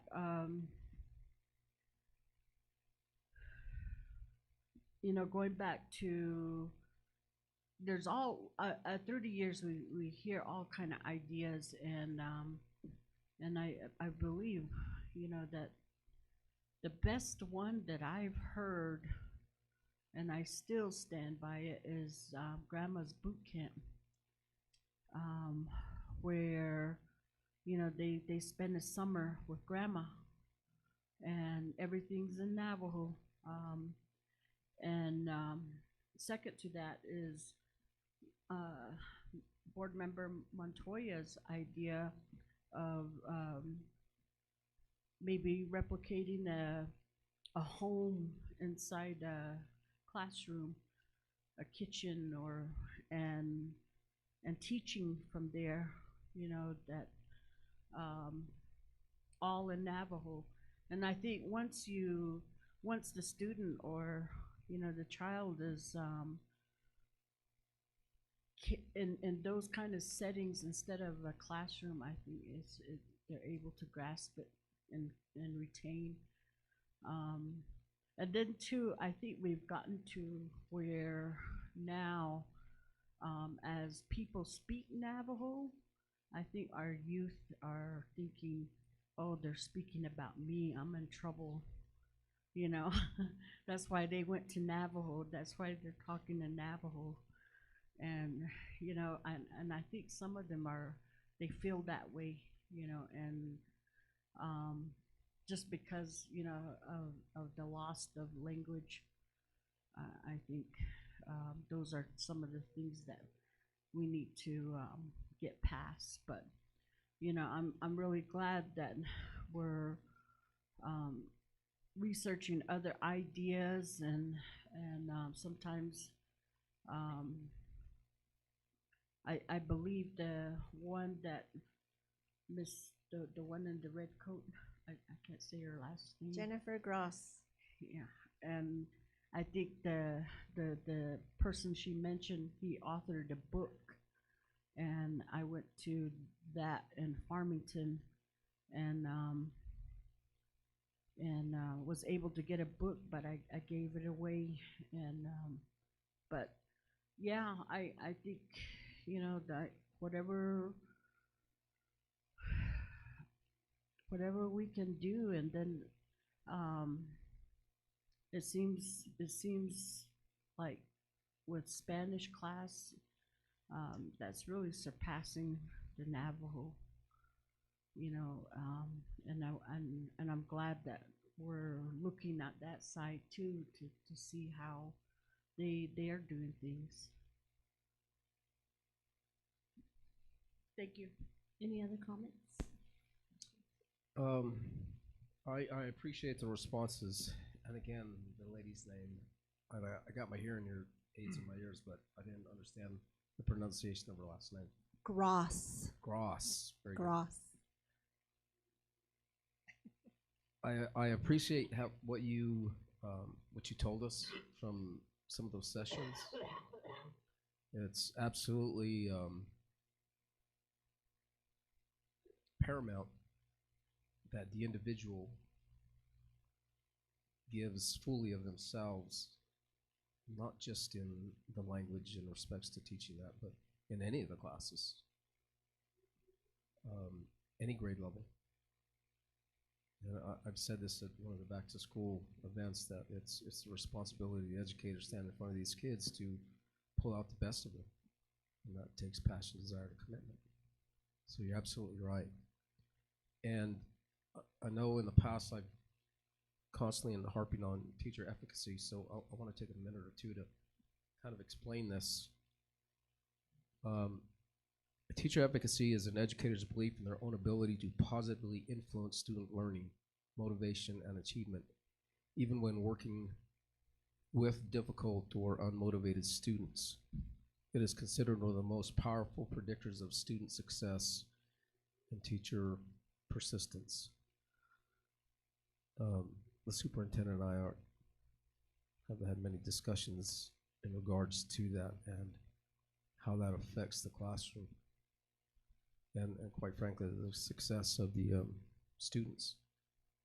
So the impact, as an example, teachers with high efficacy tend to persist longer when students struggle and try new instructional strategies rather than giving up, set more challenging goals for themselves and their students, foster a more positive and humanistic classroom climate with less student anxiety, and experience higher job satisfaction and lower rates of burnout. And again, by attending the professional development that you all do, and even here on the board, is try to give them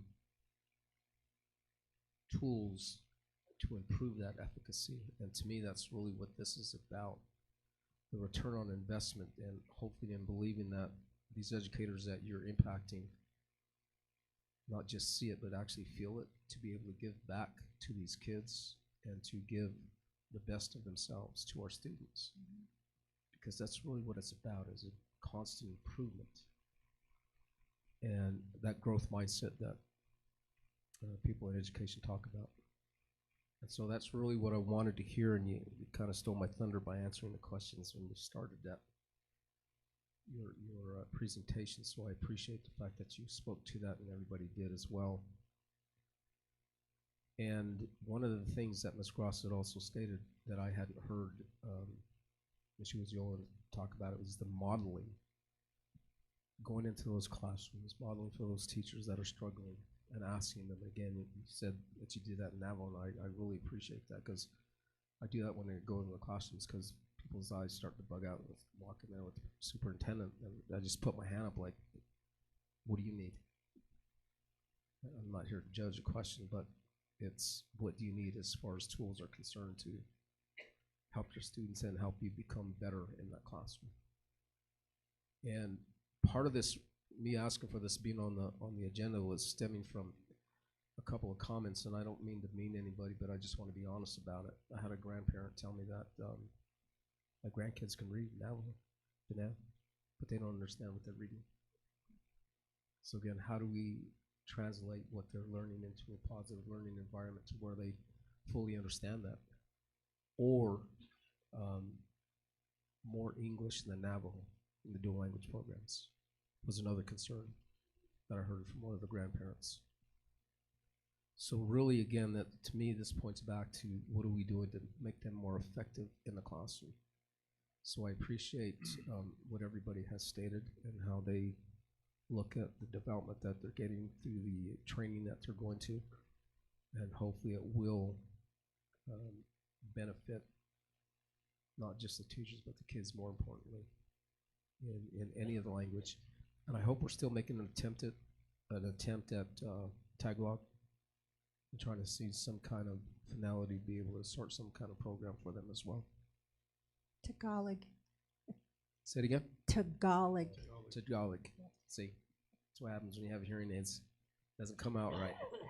Anyways, so you get the point of hopefully we can do that as well, because I don't know how many speakers we have throughout the district.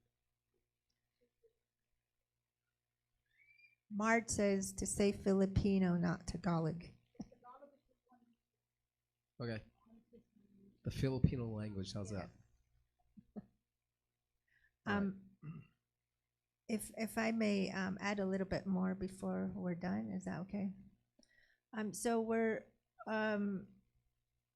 even with core content coaching as well, and what CNI does in their efforts with the efficacy parts too.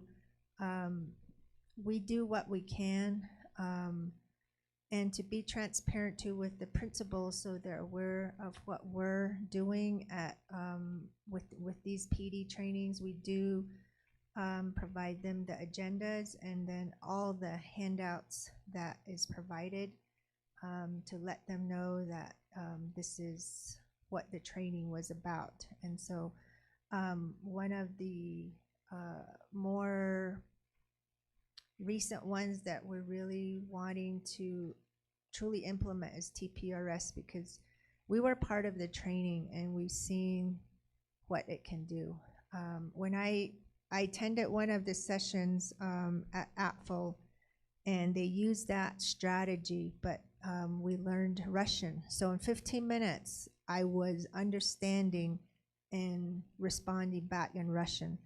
And so that is a strategy we would like to continue. And so if you want to be part of our trainings, you're more than we're more than happy to have you be part of it too. So I just wanted to add that too, that we're trying to be more transparent with our principals, because some of the concerns do come from them when they do their evaluations and they have their questions for us, and we do reassure them that these are the types of trainings, the methodologies that we are supporting them with.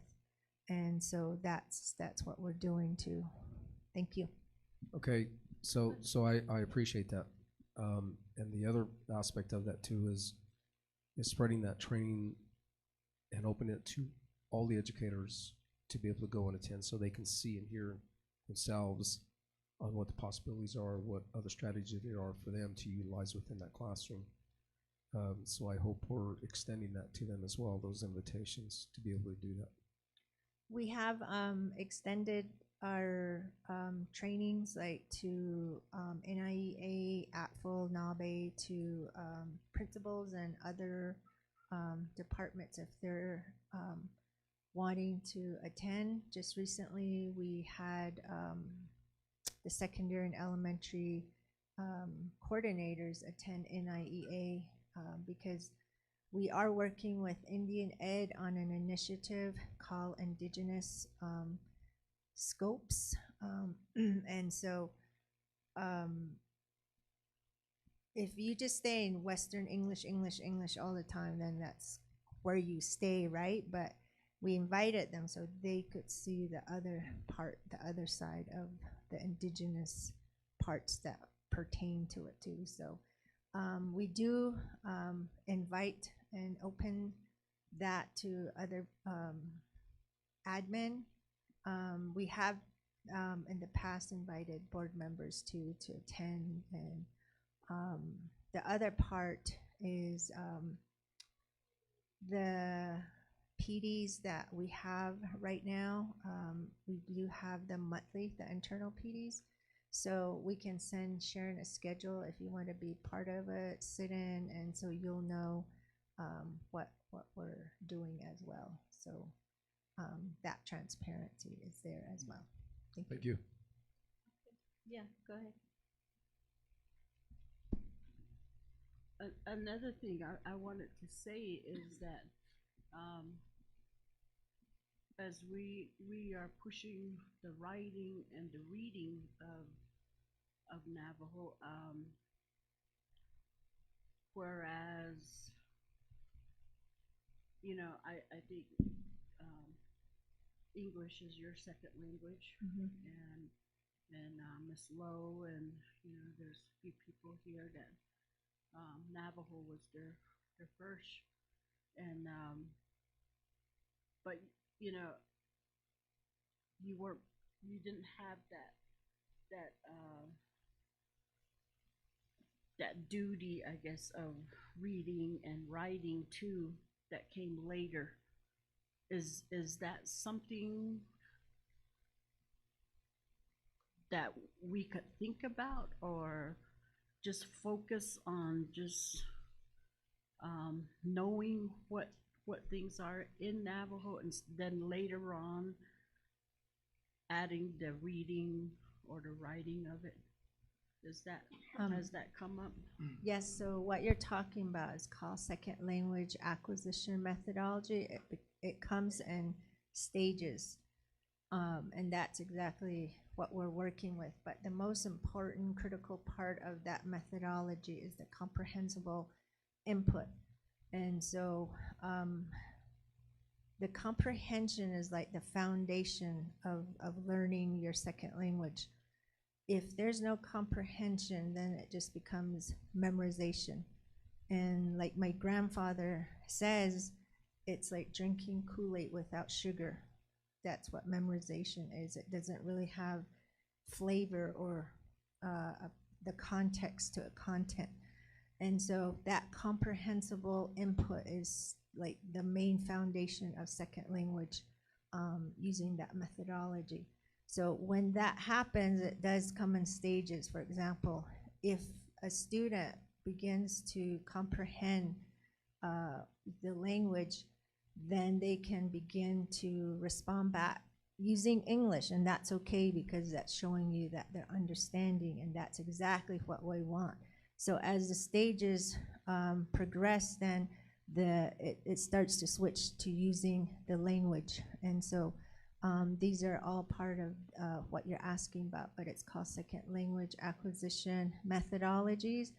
And the reading and writing comes until that comprehension is happening. And like Board Member Montoya was just sharing a while ago, we do have, and that was part of my research too when I was doing my doctoral research, was across the nation. A lot of our Navajo teachers, they begin with literacy first without that comprehensible input. So it's like teaching, yeah, our students can learn how to read and write Navajo, but that comprehensible input isn't even there. So they don't even know what they're reading or what they're writing. So that comprehension is like the most critical part to second language learning. But it does happen, it happens, and it's part of that acquisition process. And back in May, it was shared that, that we want to get away from, just putting, paper on your desk and, you work on it during bilingual and, by Alfreda's daughter. Mhm. So Yeah. I hope we're making those changes. We are, and like Jennifer says, through the coaches, it's still challenging for that to get a change of mindset, I guess, for that to not happen, or for teachers not to be practicing that. But it still happens, and that's why we share that information with the principals in terms of the agenda and what was taught during PD, in hopes that they're aware of what they should look for, like through their walkthroughs and evaluations, that these teachers are implementing these strategies. Thank you. Go ahead. Just real quick, if I could ask. Вы тоже говорите по-русски? Говоришь? It wasn't that advanced, 15 minutes of it. What about this? Beelchetje ipazarishtin it's iso? Ago. Ishe in noga. It's a little bit. A little bit. It's isa noga. Okay. Just whatever you say. Sure. Da, I think. Очень хорошо. Da. Очень хорошо. Thank you. Enjoy. Oh. Очень хорошо. Thank you, Doc. Yeah, thank you. And Oh, go. I was gonna ask. oh, I just wanted to say thank you, Mr. Wells, for your service to our district and our communities, but most of all, from our end, your support with our department and the programs that we implement. And I wish you the best in whatever you're gonna do again. Thank you. I have one thing. I just wanted to, I guess, summarize what all the reports. I really appreciate your report. The big things that came out for me listening to the presenters were that we as a school district need to continue to work on providing our kids with a sense of belonging, not just our kids, but our teachers, so that that we have that efficacy, that our teachers have that drive to continue to change and shape the culture. Also, another big thing was the establishment of community, that it's not just one department, but it's across the board as a school district, that we find that common thread that keeps us together, that it may be an ICO, but it should resonate across the school district in all areas, all departments, to create the community with our kids. And then the data to strategize. It's a big thing that we're pushing for, is the data. And it's good that you're touching on that. And then I also appreciate the open and willingness to be innovative, and also open your doors to allow everybody to come in and try to learn. And I think that speaks volume. And I look forward to more presentations to see how we're meeting those benchmarks. So thank you. Yeah.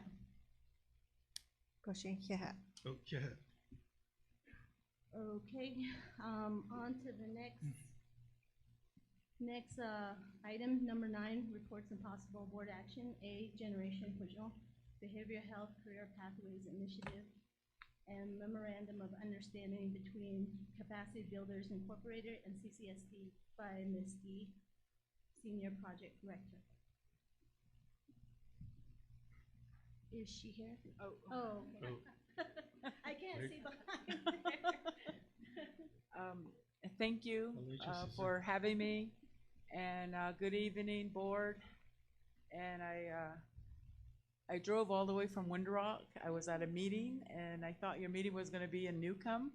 So, and then I saw that it changed. So I had to be a Leadfoot, and Eudora was like, "You better get here. It's a packed house." And now, like, where did everybody go?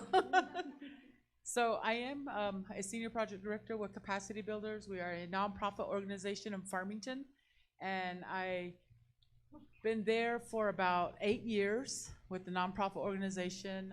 Every year we partner with different partners, organizations like the Drug Enforcement Administration.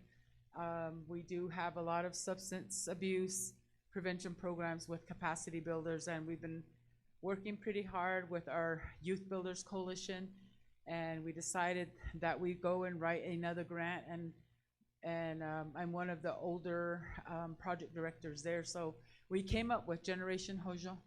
Generation Hozho is saying that we want to open the doors and give the opportunity to young students to have a career pathway in behavioral health settings. So that's where we started, thinking and brainstorming, and there was an opportunity, a notice of funding opportunity with the HRSA program. So we decided to write a grant program, and it took us about maybe 4 months to all brainstorm, get together, and see what we were able to push out. And so we waited. We submitted our application. We waited, and it was like almost like the tip of our toes. And then next thing you know, we got a notice saying that we were funded that award for San Juan County and McKinley County school districts.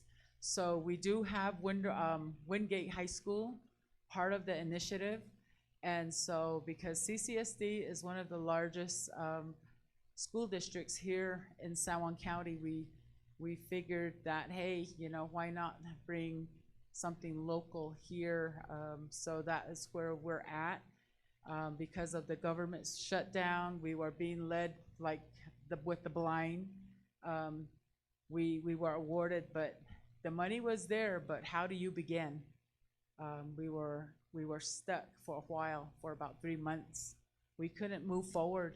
We had to start our initiatives like providing memorandum of agreements, memorandum of understanding with our new partners that we want to get involved. And we weren't able to do that because there was no communication at the federal level. There was nothing, absolutely nothing. And we're like, okay, we have the money here, but what do we do with it? So I said, okay, we're gonna all get together and we are gonna move forward with the project. It says here in the implementation phase that you start gathering partners and start pushing and moving forward. So we did establish a MOU, and so we got UNM Gallup campus on board. We have Navajo Technical College or University, NTU, and then also Dennett College and Fort Lewis College. So we have a couple of higher institutions that we are getting partnerships with. And so right now we're working on the high school and junior high students. So that's where this career pathways opens up the doors for our young generation of students who want to find a career in behavioral health settings. And they're saying that we're lacking a lot of behavioral health opportunities. What is next in the future? We're losing, we need more people to work in the behavioral health career area. So they figured, okay, well, you guys can do it. We'll see what other counties, what are they doing across the nation. So we were the only awardee here in the state of New Mexico, and everybody else is up in the East Coast that got awarded. And so we were awarded $400,000 for this grant. And so we are getting ready to launch and implement and move forward. And I just, wanted to involve CCSD School District to have, we are coming up with Generation Hozho. So when you see Generation Hozho, that is going to be our new coalition for our youth. And we want to have students to be peers to other students to say, you know, what would you want to be? We're already asking kids at age 6, 7, what do you want to be when you want to grow up? Some say, I want to be a doctor, I want to be a lawyer. You know, when they say doctor, you're like, okay, healthcare. They want to go in some area of healthcare. So, you know, we want to really push those pathways for these students. We want to involve different institutions. Say, like, if your guidance counselors are there to have a career fair, we want these students there to be interested in these behavioral health fields.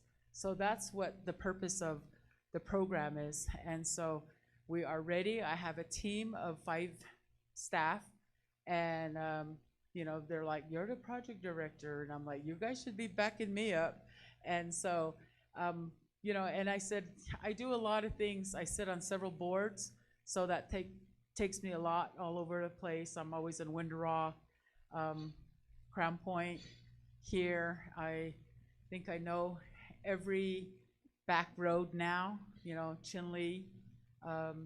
You know, we have a anti-vaping campaign that we're doing, and we're getting ready to launch out a new curriculum campaign in partnership with Era's Life Coalition. And Era's Life Coalition is doing a anti-vaping curriculum called Next Legends also. So we are really looking forward to a lot of new things that are coming up. Capacity Builders is also launching a curriculum called the Horse Journey Curriculum, and it has 14 sessions, chapters that we will start providing that this coming spring.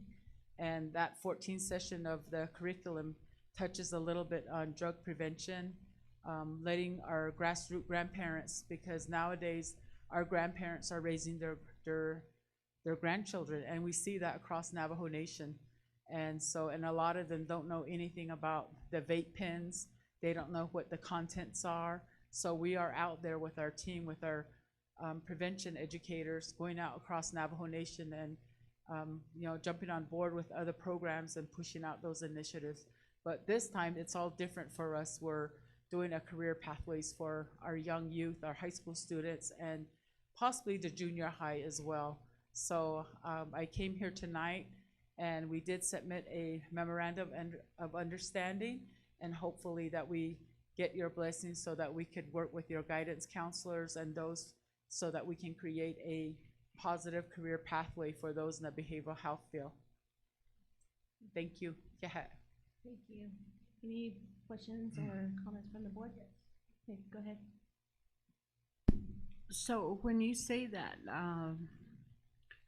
is there an expectation of some type of training or for the students that do want to be a part of that?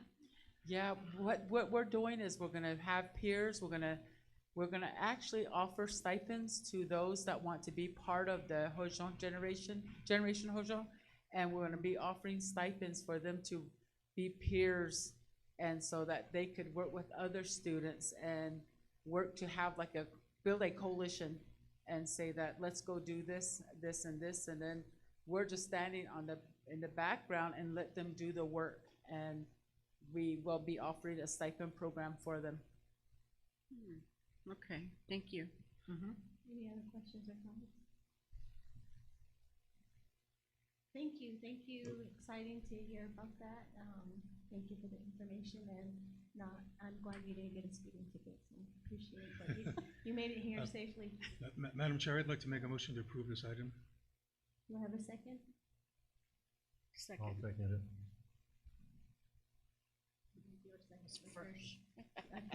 Ms. Aspis was first. So it was motioned and seconded. Do I have a vote? Ms. Aspis before? How do you vote? Yeah. Yes. Yes. Mr. So, how do you vote? Yes. Mr. Wells, how do you vote? Yes. And I vote yes. Thank you so much. Thank you. I also want to, you know, wish Mr. Wells, you know, a good, happy retirement. You deserve it. And so, you know, I know for some people it's really hard to take a retirement, and they won't know what to do with themselves. But all you got to do is just push that remote and enjoy your retirement. Thank you for all of what you have accomplished with the district. Thank you. Thank you.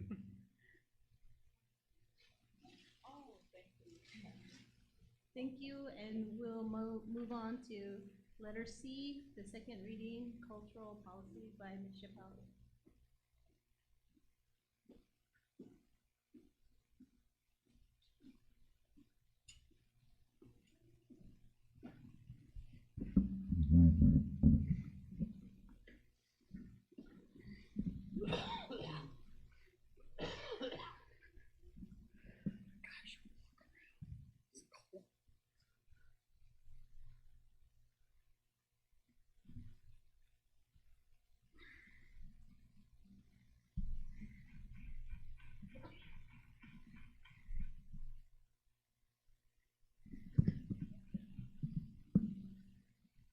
Good evening, board members and community. Reading the second reading of the board policy, I did make a few changes based on conversation from the last meeting, and you all have that on Google Docs as well as BoardDocs.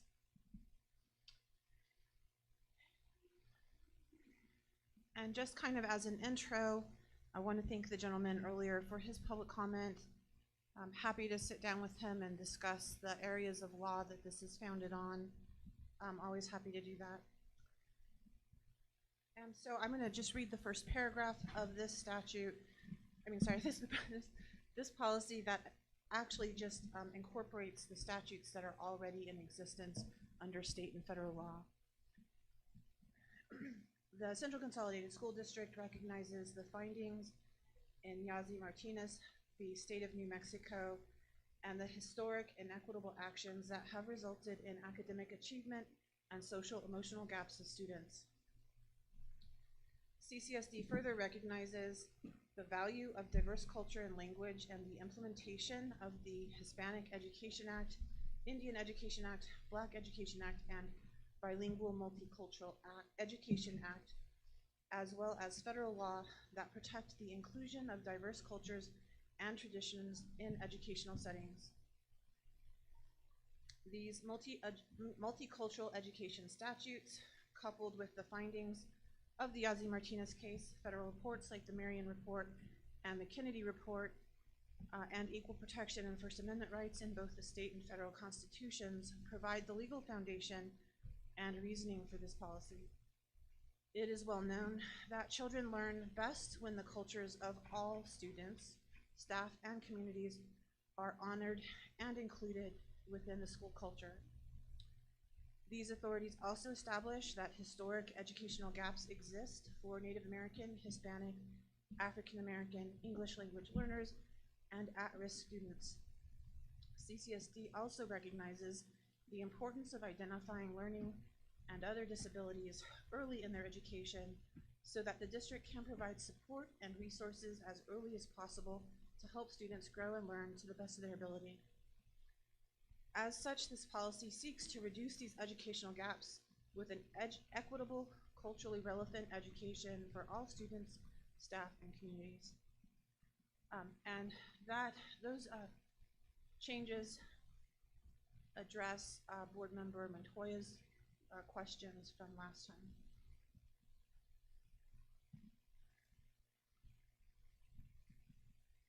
Moving forward to the rest of the changes to this policy, I don't know that I need to read that again unless you all want me to.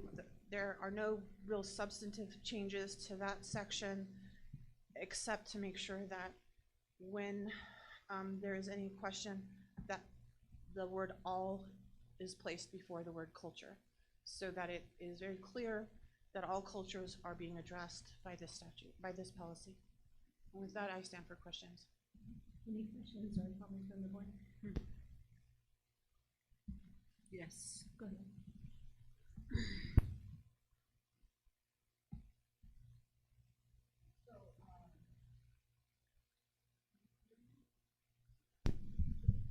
Hello. So with all that's happened, okay, if we can take a step back and how this all began, and it was with the the stuff, I don't want to say, that was brought into a classroom.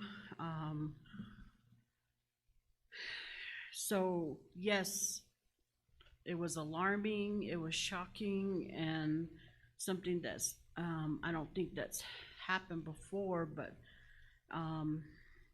also the amount of time that it was there. Some are saying that it was there for about a year, but anyhow, that was why we started these discussions on and then the policy was brought forward. But I think we really need to step back and because I think I guess the appropriate word, and I like what the public comment, the gentleman that spoke, that in the spirit of all of that occurred, I think we got caught up in it, and we're really losing the first sight of it, which should have been just making sure that things were balanced and that we had the ceremonies to restore that balance, that harmony, and then I think by going through and trying to redo the policy, I think should be later.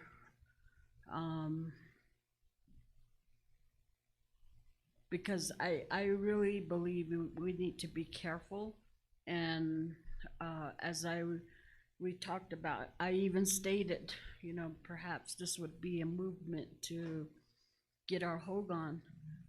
Okay, but when you read this policy and just what Ms. Chappelle had read, what about that culture that wants, the Hispanic culture, what if they desire a certain place, and in fairness, that has to be created or made, and so with the other cultures. But one thing I do want to say is that I don't look at it as a religion. Our culture is not religion, and but yeah, I really think we need to step back, and I think we got really ahead of ourselves, and with the teacher in question, she really, I felt that she was very sorry in her statement, and so to have this linger, continue, I think we're not really honoring that, and but I think we really got ahead of ourselves, and we wanted to do the right thing, which is good. I mean, that was the intent. I don't think anybody wanted to. I think that the focus was to get back into balance, into harmony, and protect our students. So that's my comment.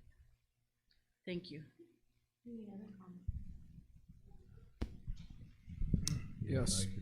Oh, go ahead, Mr. Wells. I'm sorry. My apologies. I concur with Ms. Aspas. I think we ought to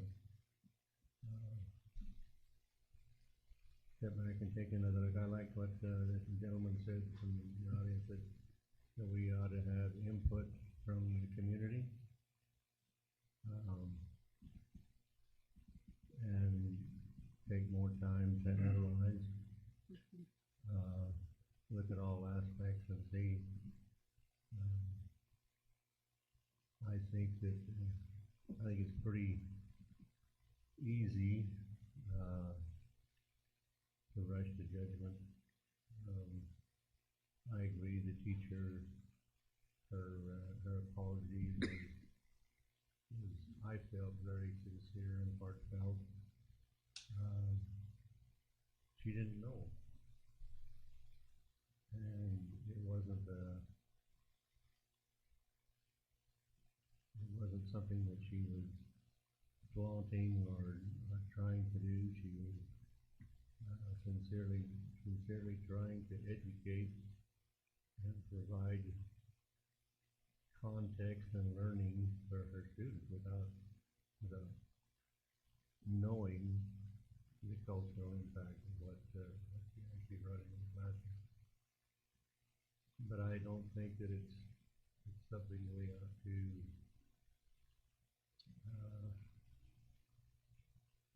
jump into establishing policy without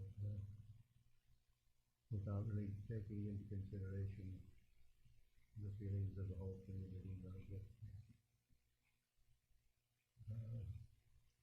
When we have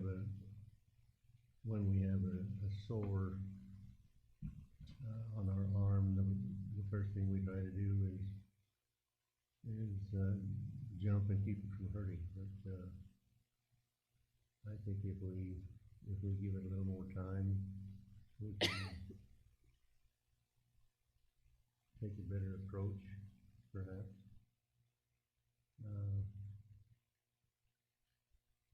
I would put off any vote on this time, and give the community an opportunity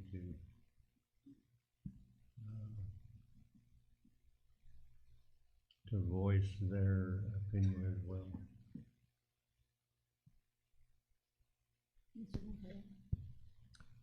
So reading straight from this document, CCSD is committed to the cultural enrichment of all students through programs rooted in the preservation and extension of cultural and linguistic knowledge and values. CCSD is committed to intercultural education and views cultural diversity as a valuable resource that should be preserved and extended. Understanding that from a not just contextual but legal standpoint, but yet being cognizant of the inclusiveness that we stand by, and agreeing with the public comments by the gentleman who spoke. I appreciate that because, and then again, my other colleagues up here saying the same, that this is something that we need to, even though it may seem arduous in the sense of moving slowly and trudging along, but that which I just read to me really should solidify our commitment to trying to do this right in the big picture, because we have to be able to speak to any and all when we do this, and when we do agree to a document that's going to serve all without a predominance of one or the other.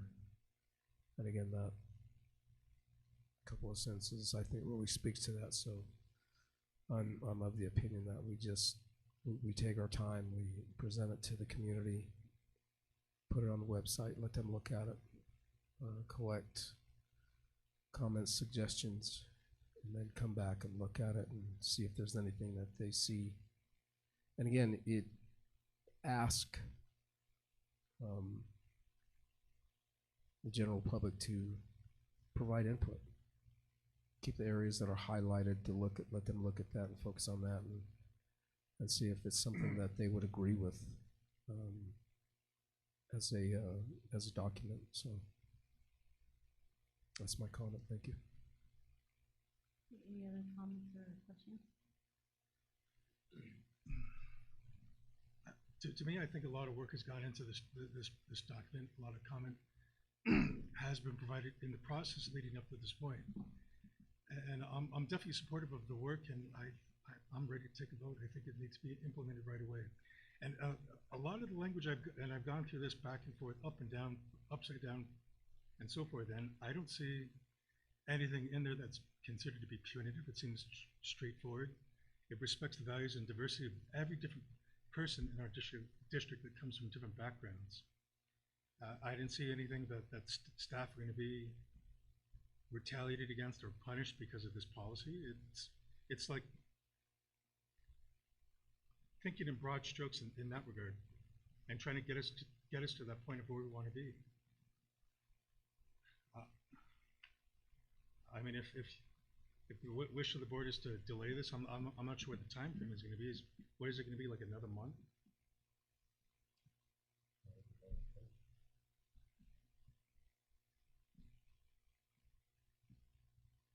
What does the board say? What are the recommendations in terms of? I don't think there should be a time limit on it.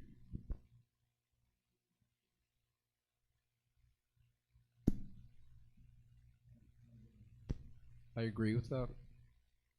And I think making a concerted effort, especially with the educators and the diverse background of educators that we have within the district, to express that to them, and hopefully they'll be invested enough to take a look at the document, to be able to read it and provide comment.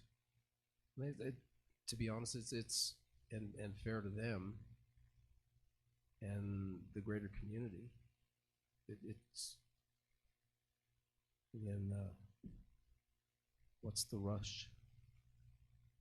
I mean, I get it and understand in the big picture, but again, there's no need to rush it. And is it going to be perfect? Probably not. Can we get it close to where, again, as I've said before and in the past, about making it very reasonable and palatable to the greater community? Absolutely, I think we need to do that. If it takes 3 meetings, it takes 3 meetings. If it takes 3 months, it takes 3 months.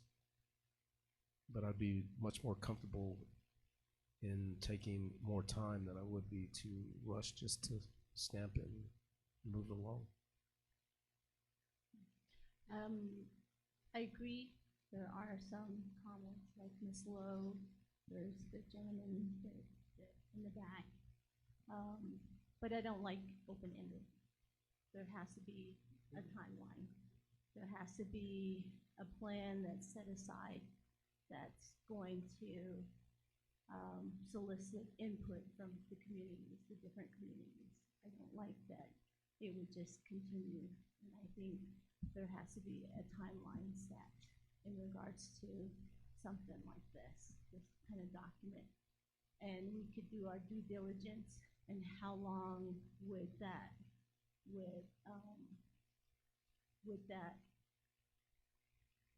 what are we looking at? Are we considering public,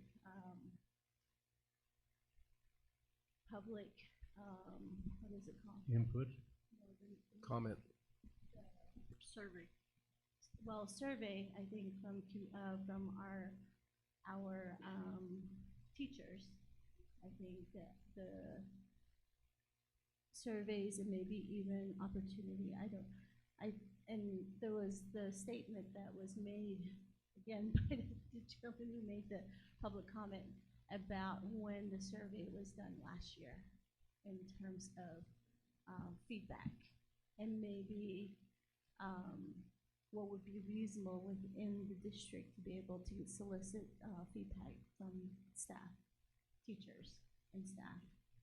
And then also on the other side, from our stakeholders, to have public hearing to get comments also.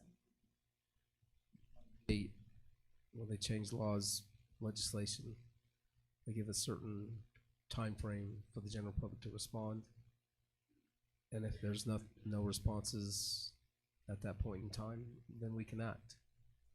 But I would agree with that, but I also would like to set times and dates. oh, that would absolutely. be Sometimes it's what, yeah. 30 days, 60 days? Mhm. Yeah, generally 30 days, and I think to be reasonable, there's no reason why we can't do the same.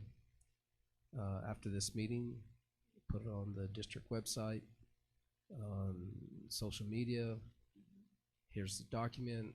Leave the areas highlighted that are highlighted. Don't do any difference or any changes to it, and let them provide input.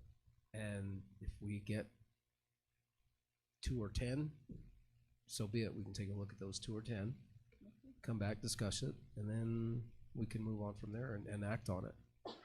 But I think something, again, just as they do with the state legislature, that we open it up for that public comment for that 30 days. I have a comment. Go ahead. So I think we all know up here how things work in Santa Fe, and then also the trainings that we go to that deal with law and situations, and a lot of them are not black and white. They're not common. They're situations or incidents that are some of them are really complex, and I think this is one of those. And you know, to put it bluntly, those that believe in Satanism, they could ask for the same respect, the same. So we got to be careful. And though we keep saying it's culture, we don't look at it as religion. It's going to be looked at as religion until we change that mindset in Santa Fe. So we really got to be careful, and this is something that I don't care to rush. I don't know. You know, it happens in Santa Fe a lot where they're rushing things, for whatever reason, ego or whatever. And I think as a board member, I'm willing to say that we or not we, I guess you know, I should have pulled back on the reins a long time ago, after thinking about it. Looking at the incident, there's nothing, I haven't really heard anything asked about what changes we're gonna have with the principal. Are they gonna be more attentive? Are they gonna be, we haven't heard that from our assistant superintendent, you know, what, you know, are we gonna have lesson plans that are clearly detailed? No, we just end up jumping to a policy. But these other things we're not even really focusing on, which are in the classroom. And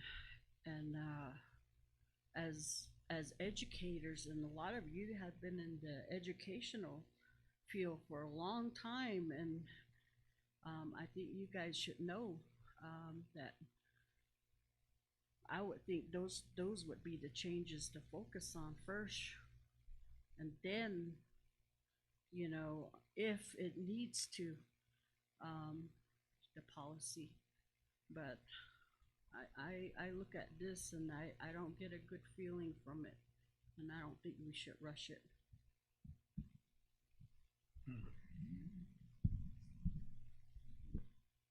Okay. Yes, Ms. I know you mentioned you wanted to make a comment earlier.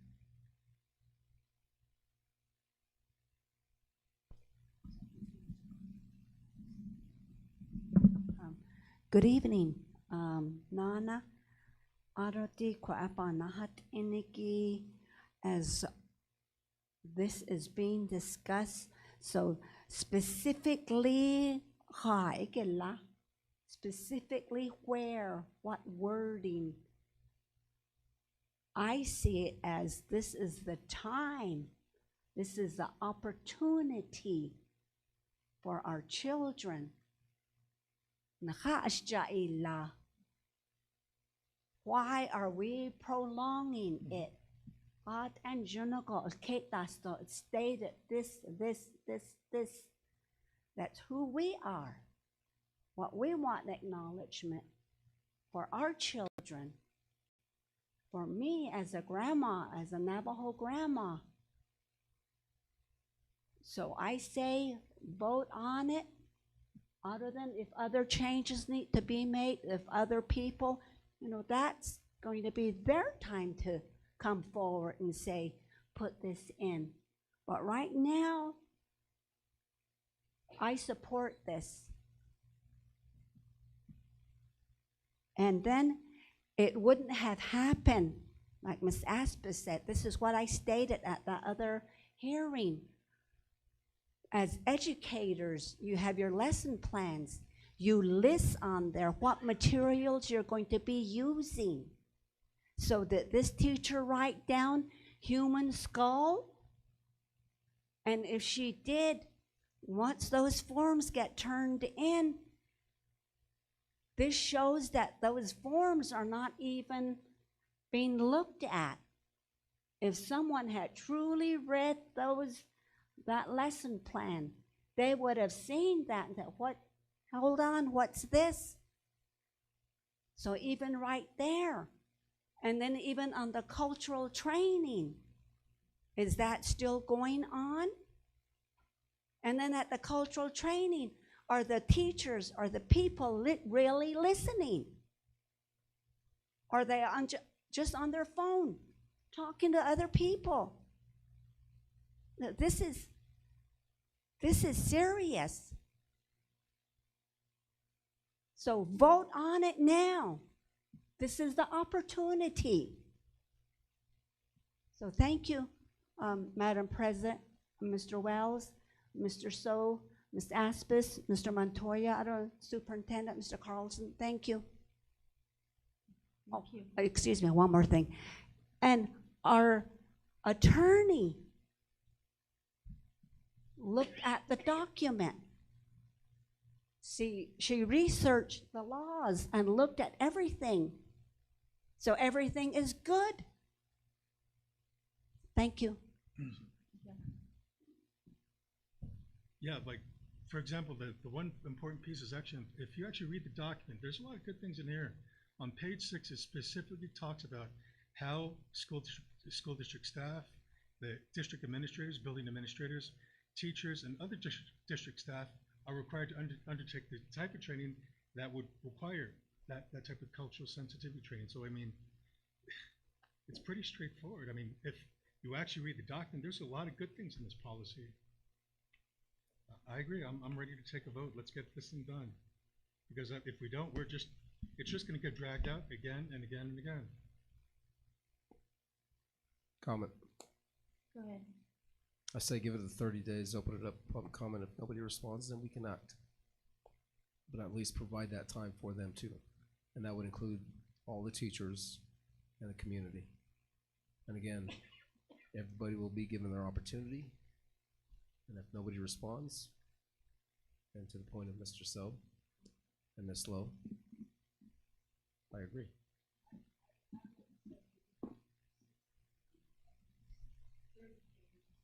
Trying to do Santa Fe, and we know that's a condensed, that's a fast pace. So I would say 60 days. And that way they have plenty of time to see it posted, or if they want to come to the school. I still frown upon it being online. We got to make this very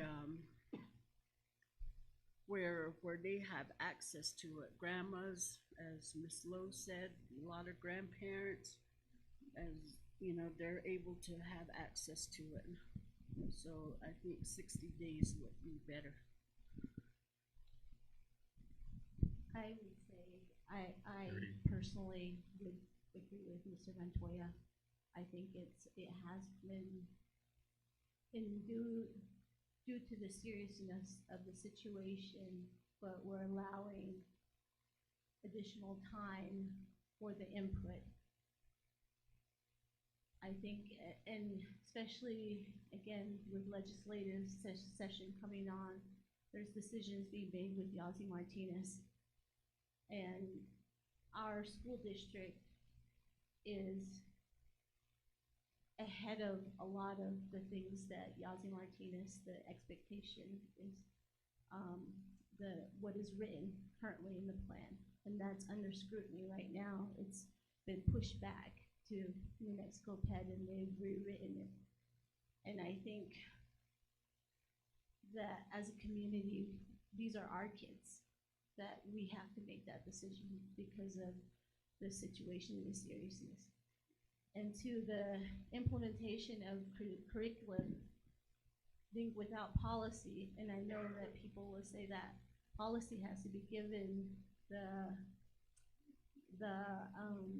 has to be important enough that curriculum will follow with all these areas. That change will happen once these things, if implemented, then superintendent can move forward to pushing these things. So I don't like to, due to the input that I've received personally, I don't want to delay it. I don't think we've hashed this out for over a month now. And my worry, my concern is what Mr. So stated, that there's gonna be other things that are gonna come up that's going to rise to the level of priority. And this is very important. And as this year ends, I want to know that we have a good plan for 2026. Not just to rush things, not for our whatever gains, personal gains, but really to allow our community to speak, because we did allow public comment. We had probably, I don't know, 15, 20 people there. And so to reiterate that this is important, and I like the suggestion to get surveys from the staff. I don't know, we did have some staff members that did speak to it, but to have that openly stated and a survey specifically for them would be really good, I believe. So I'm in the thought of the 30 days, and if I could, I know Mr. Wells had a comment. I would just like to concur with what Ms. Aspas said. I think 30 days is rushing, and I think 60 is more.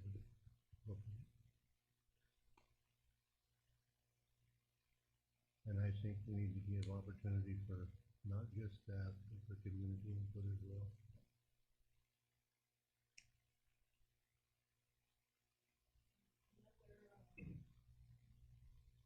May I? Yeah. At the bottom of this highlighted area, which was just read, I don't know if that was something put there by So or Chappelle, but it says, as such, this policy seeks to reduce these educational gaps.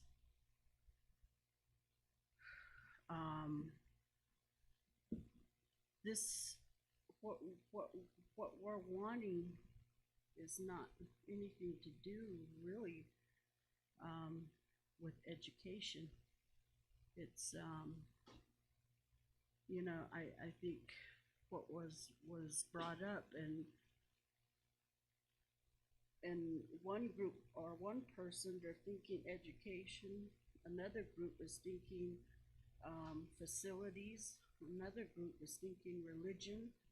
So how can we end up getting onto that same subject and thinking of this? Marion report was mentioned, the Kennedy report was mentioned. Those are both Navajo researched. So other cultures in the district, are they gonna be happy that that was used in order to decide where's their report that's culturally relevant to theirs? The African report, where's that?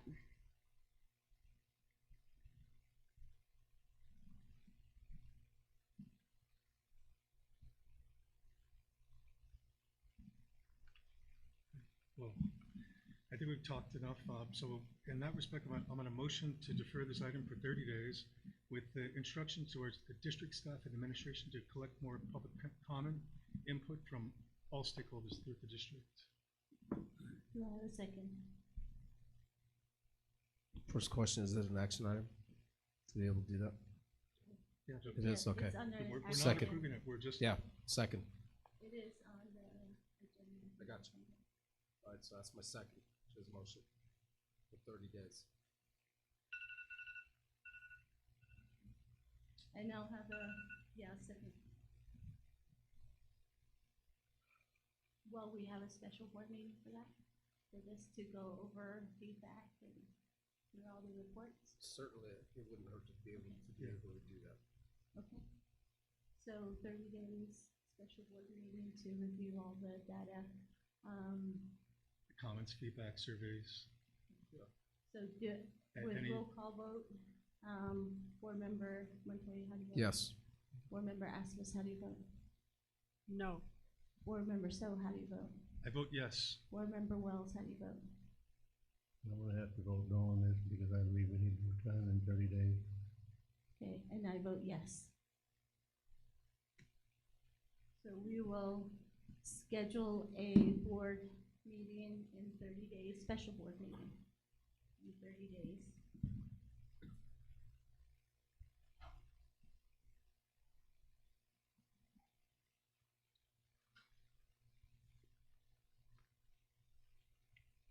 We would have a board meeting on the 17th, the 11th and 18th, but we can have one.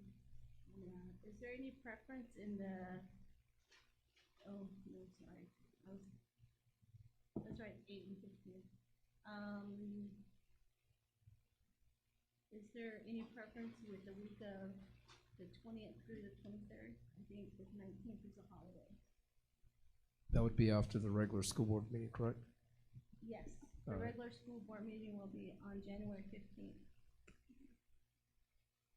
I don't think, for me, that's not a problem. On which day? No, that week, Oh, sometime okay. during that week. Is there any preference in the week? The 20th? The 20th or through the 23rd? Yes. Which? 20th would be 20th? good. Okay. Board members, January 20th? I just want to remind you, session starts January 20th. If there's any way to do it before, that would be really great. With all due respect, that conference is in February. When is it? The conference? February, the 4th through the first- 6th? Yes, the 4th through the 6th.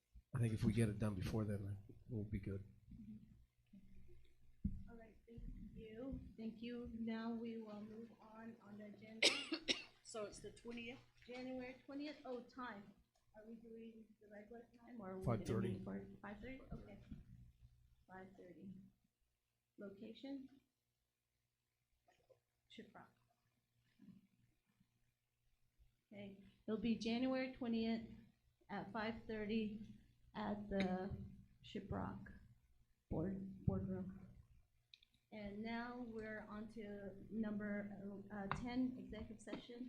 A, convene an executive session, discussion on limited personnel matters regarding the board's goals and expectations of the superintendent, including safety sensitive and confidential draft school safety or school plans and ongoing reorganization matters as permitted under SA 1978, Section 10-15-1, H2 of the New Mexico Open Meetings Act. I so move. Let her finish reading. It's already there. You don't need to read. It's already there. Okay, do I have a second? Second. Okay, we'll vote. Board Member Yes. Montoya, how do you Yes. vote? Okay, Board Member Aspas, how do you vote? Yes. Board Member Stowe, how do you vote? I vote yes. Board Member Wells, Yes. how do you vote? And I vote yes. So we will meet in,